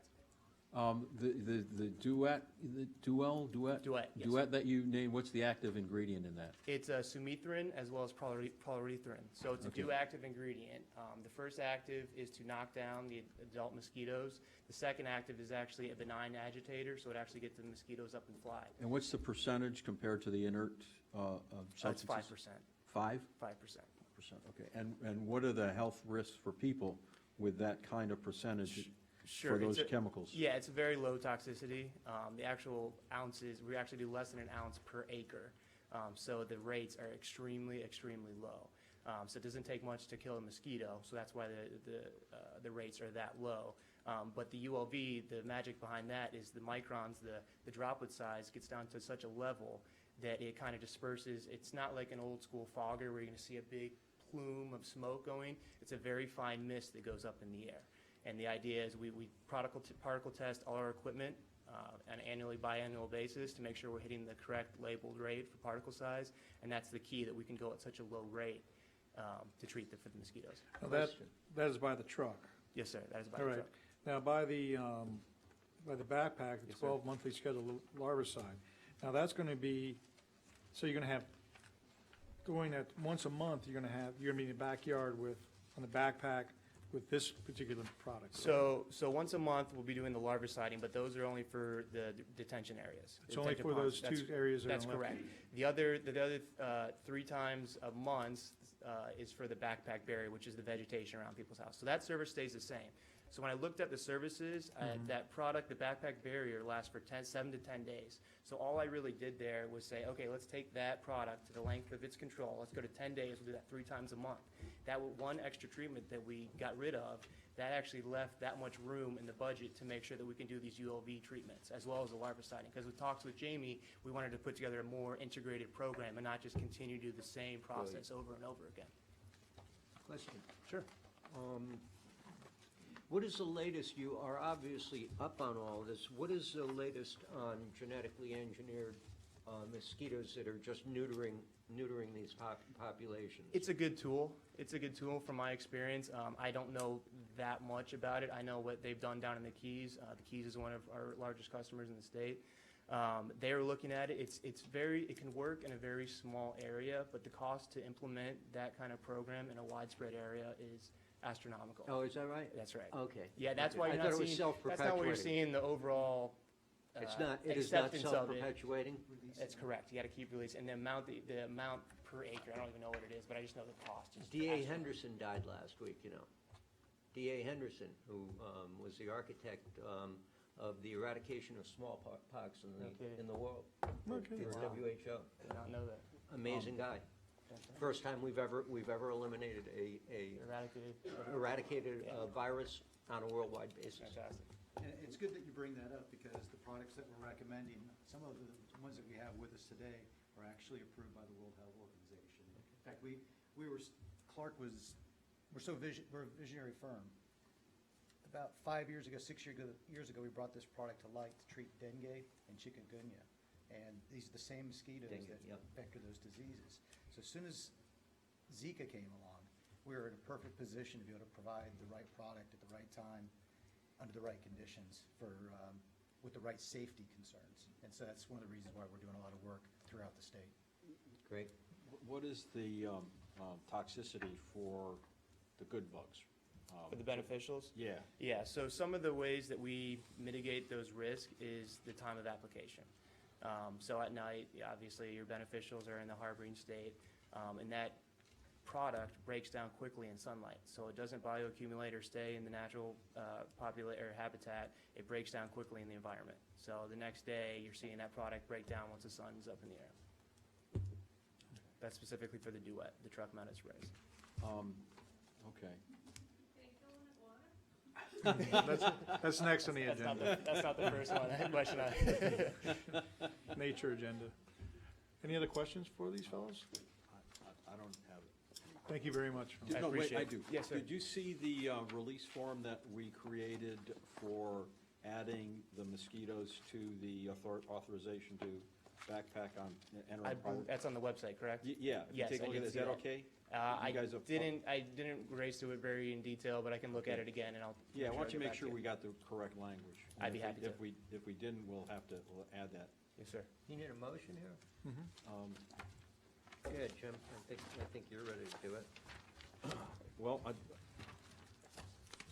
I This move number's that, already in the budget, so. we already have this in the budget? The number is. It is budget neutral to So the current I move contract. that we authorize the spraying of the mosquitoes through the Clark Environmental Services as per our agenda item number 12 for September 12, 2016. I'll second. Motion and second. Any other discussion? Public comment? You guys can sit down. if you want. Thank you. Thank you. Hold on a second. You know, the only comment I want to make is, I know I'm not breeding mosquitoes on my property, and I don't allow the backpack people in, and nor do some other neighbors in that street. But if you remember, some of us who've been around a while, we did have the trucks come through with the same material. And people who were walking their dogs at 5 o'clock in the morning freaked out. And then the pressure came so that you went to the backpacks. So my question is, how are we gonna deal with that issue of, people getting sprayed at night when they're walking around with their dogs? I mean, he's saying it's not bad for you, but the thing kills stuff. And people are gonna think that in their brain. Well, I mean, Unless you're gonna put a notice up saying, Well, don't walk your dog. Well, no, it said, since it's the 26th scheduled stops on each, when we do the web page, we can put on the website, and these are the dates that we'll be spraying at 3:45 to 4:45 in the morning. At that point, We can highlight that on the webpage. We moved the notice from, on the bottom of the webpage to like across the top. There's a banner with a link. Yeah, So- and you're gonna do it early in the morning. 3:45. 3:45. Yeah, so I To mean, 4:45. that's cool. But there was a problem with that, if you remember. There was, yeah. So will it stop when Zika goes away? Why not? You're gonna keep spending that's more the and more hope. money on the spraying? That's the hope. No seams. Yes, Betty? I'm concerned about the bees. You realize that Charleston, South Carolina wiped out 250,000 bees with the spraying for these things.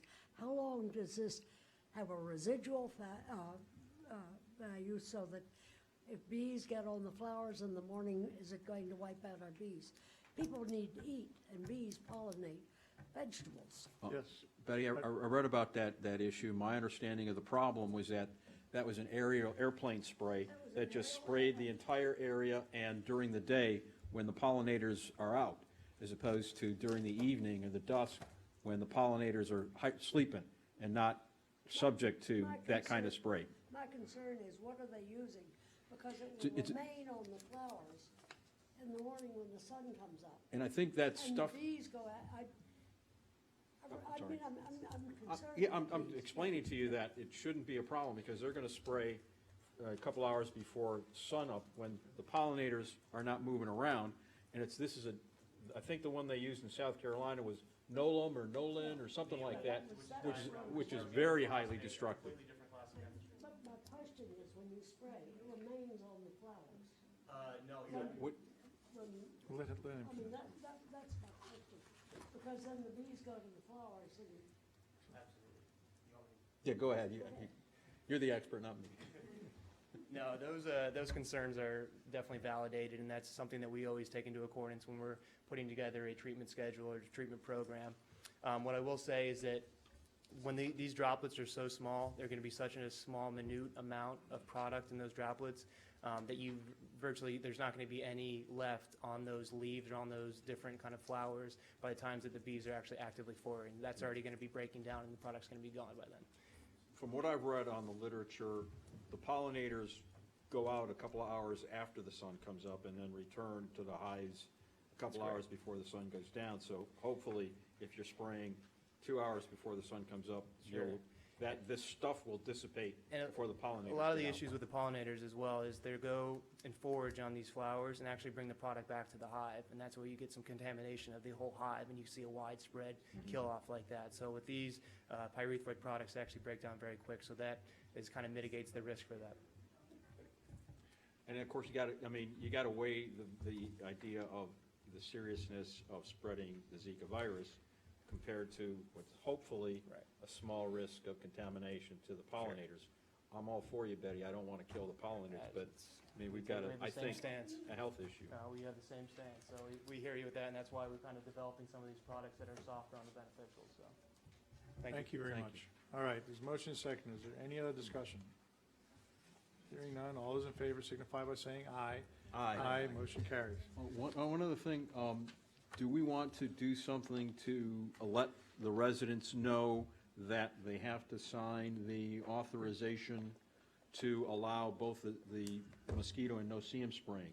Because now that the form has changed, Jamie, is that form with just no-see-ems in it good enough to authorize the mosquito spraying, or do they have to re-sign? I'll work with the vendor to make sure that the language in there covers us in that perspective. But I mean, the people that are already signed up, signed a contract for authorization to enter for just spraying no-see-ems. Do we need to get the residents who've already signed up to re-sign up for authorization for the mosquito spraying? No, because. It's the same chemical? No, wait. They're only spraying for the mosquitoes in the backpack and those certain areas, so maybe those certain areas, you will, not the rest of it. They're not going behind every single house with a backpack for the mosquito spray. They're only going where the retention areas are. And they've already got those authorizations. Right, but the truck is the truck. The It's truck gonna is a go truck, all yes. around, so. Okay, I just wanted to bring that up.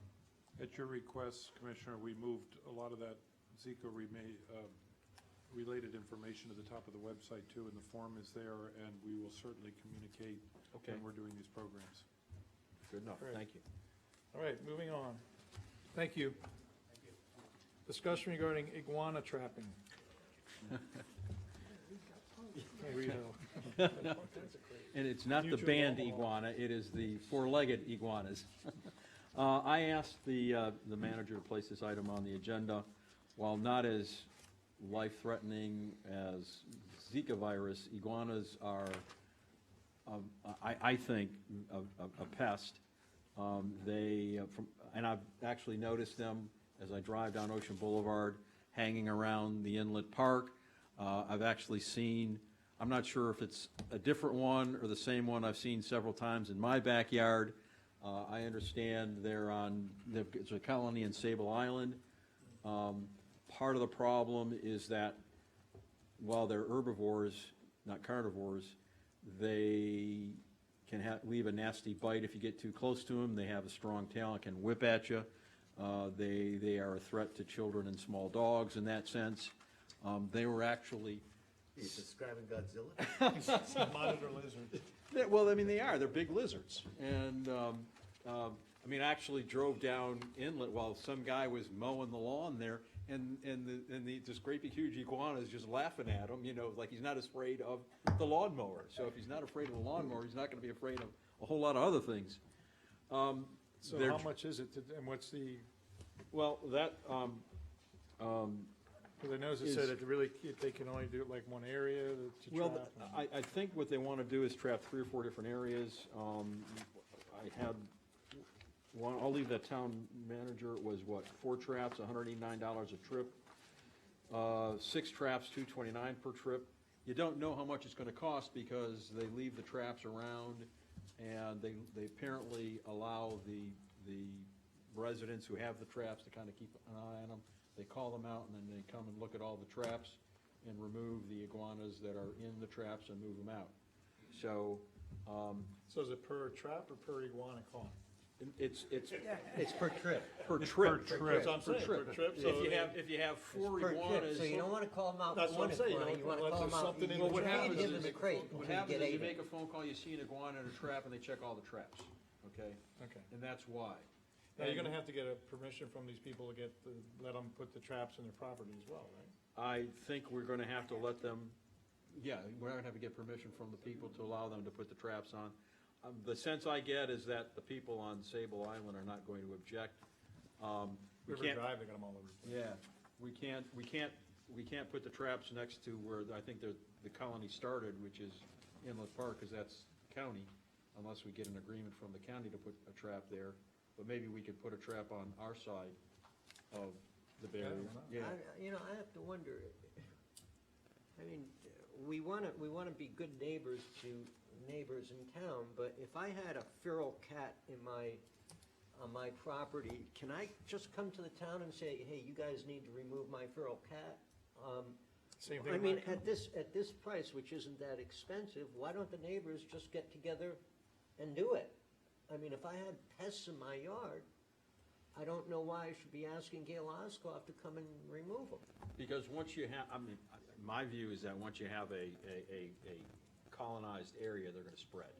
And they've obviously spread to the south end. They were kind of concentrated up in the Inlet Park area.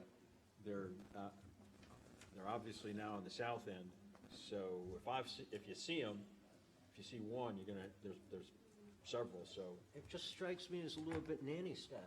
I mean, it's But it's no different Zika than virus is spraying for the one thing. no-see-ums. Oh, Well, no, no-see-ums it's actually, very no, different. it's a big It's difference. really quite different.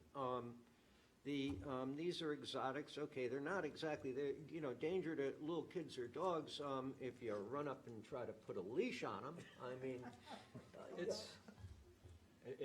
Look, I thought it was something that the town should consider, because I think they're not quite as dangerous as Zika virus. It's a concern of the town, I think, to address. I think they present. I'm not against it. If there's an appetite here to move forward with it, you'll have my I just support. have- I just have to wonder.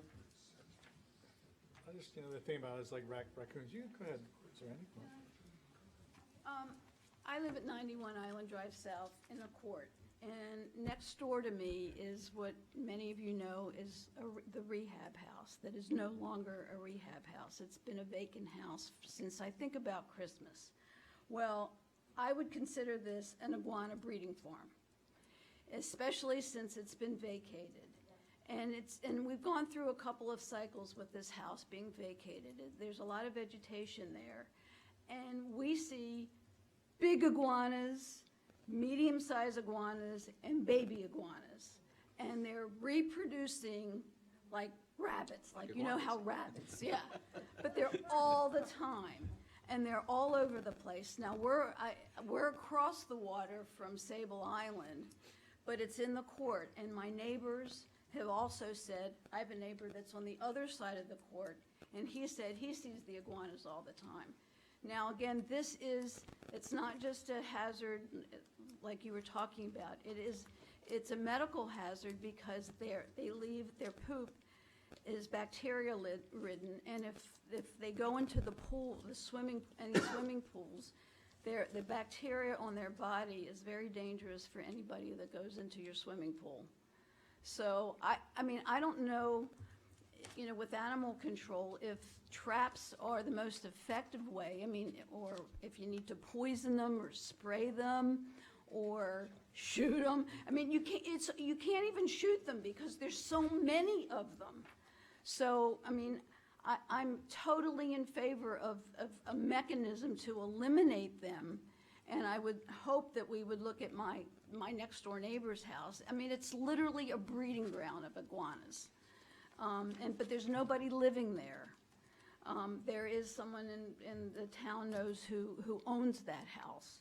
But we really do need to do something in this town to help eliminate iguanas. Well, again, my reading of the literature says that we don't have any natural predators for iguanas, except when they're real small, things like snakes and raccoons, and you'll eat the small ones. But once they get fairly large, we have nothing that will eat them. And all we can do is sort of shoo them away off our deck, and they just go into the water, and then they just come right back and they sunbathe. I don't know what they do at night, but they're on everybody's deck sunbathing all day long. Where do they take them once they trap them? Out to Wellington? They either take them out west to the swamps, or they have a protocol to euthanize them. Correct. Yes, Betty. Thank you. In Central and South America, they use them as meat. So maybe what you need to do, I bet they sell them when they trap them. What you need to do is get some people in here that would like to capture them. They eat their tails. They evidently are, I guess, the same as alligator tails. $14 a pound in Maryland.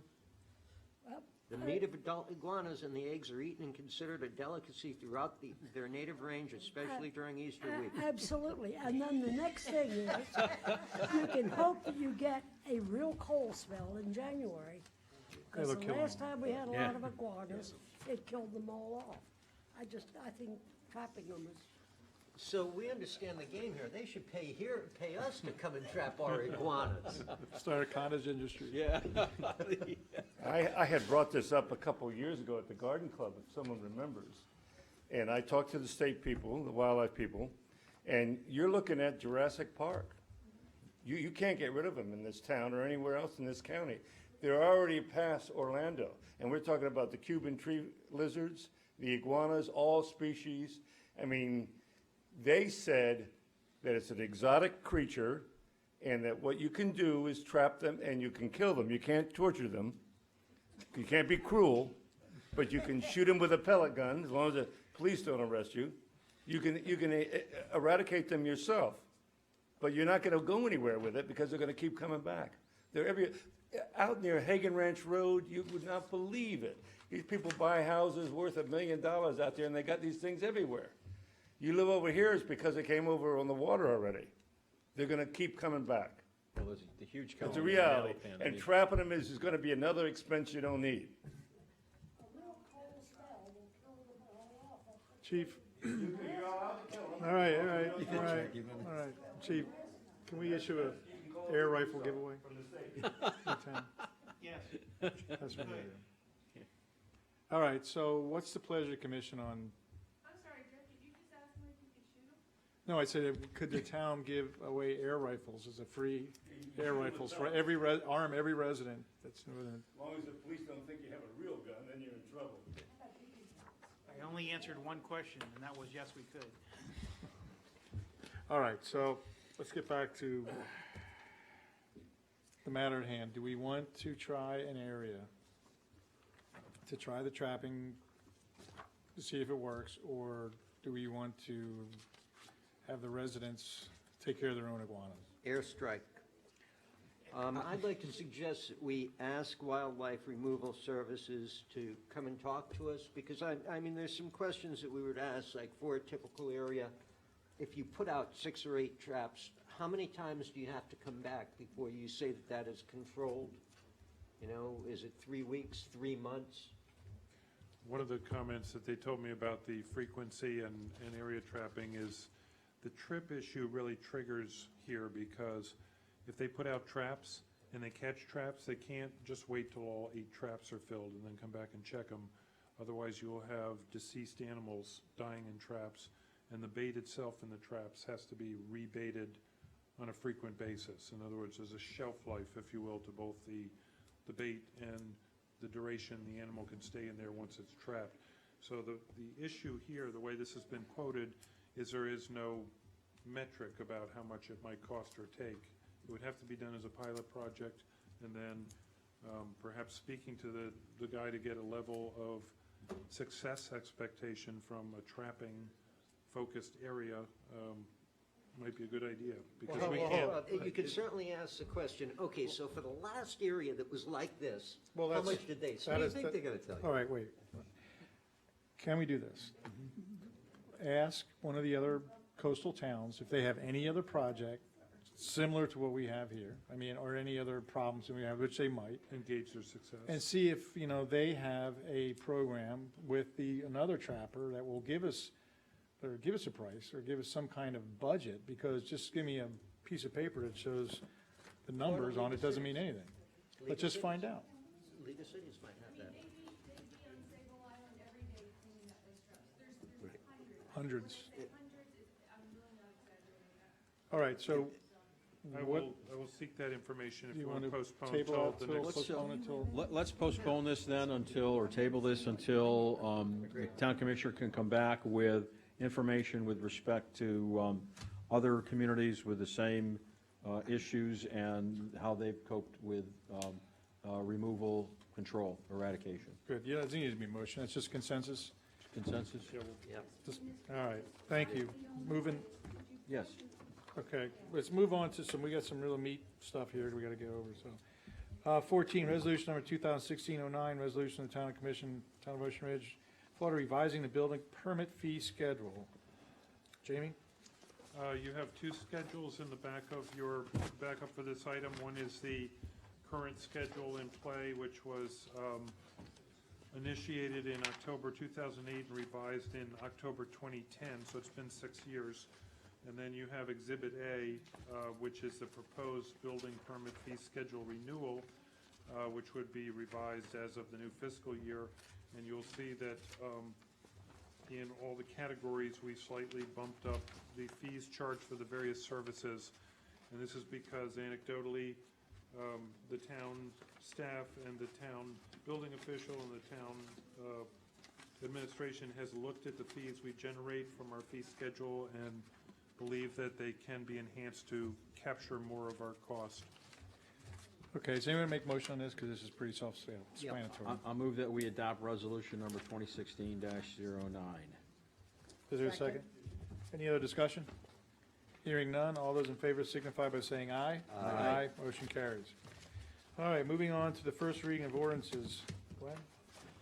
This is an ordinance, ordinance number 615, ordinance of the Town of Ocean Ridge, Florida, amending its Code of Ordinances, amending Chapter 1, General Provisions, Section 1-3, Definitions to clarify the definition of family, Chapter 67, Building and Building Regulations, Article 7, Building Standards, by creating Division 3, Occupancy Limitations, to clarify such limitations and to provide for a reasonable accommodation process for persons with disabilities and their handicap, and for codification, repealing conflicting ordinances, severability, and effective date.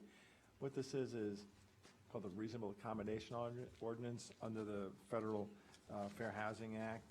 Every community should have one. It deals with dwelling units, and you're specifically defining that no more than 5 unrelated persons shall live in any dwelling unit in the town. That's the 10-second summary of it. Do longer if you'd like, but realizing we've been here a while, so.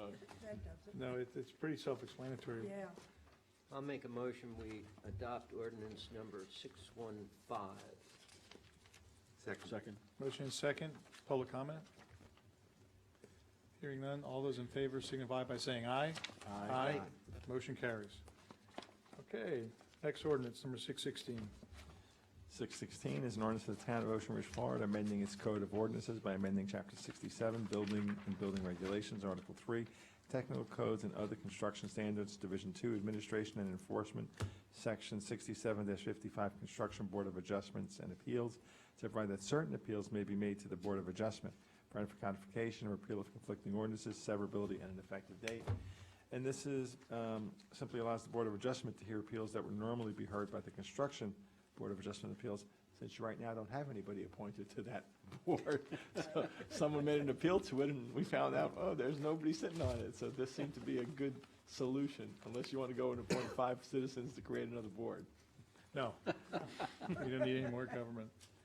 All right, any other discussion on a motion?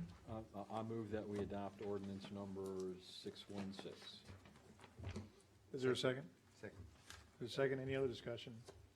Public comment? Yeah, just briefly.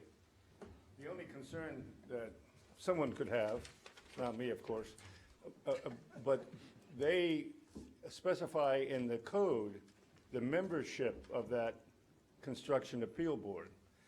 Well, your Board of Adjustments doesn't have the same membership requirement.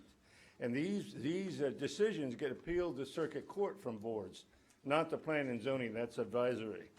So what kind of legal quagmire are we going to get into if someone appeals that decision from the Board of Adjustment and it doesn't have the right membership? It's very specified in your code, in the construction code. Again, I think we'll be okay for right now. In the long term, we may come back and make some other suggested revisions, but particularly dealing with the one issue that we have now, we usually take Yeah, no, I know why you're doing it, but. Right, we need to have an I'm appeal just process. trying to point out that that could be a problem if someone goes to circuit court, No, it's a good- especially if it's a big project. Thank you. Good point. I was going to say, what big project? All right, all those in favor signify by saying aye. Aye. Aye, motion carries. Thank you, and good night.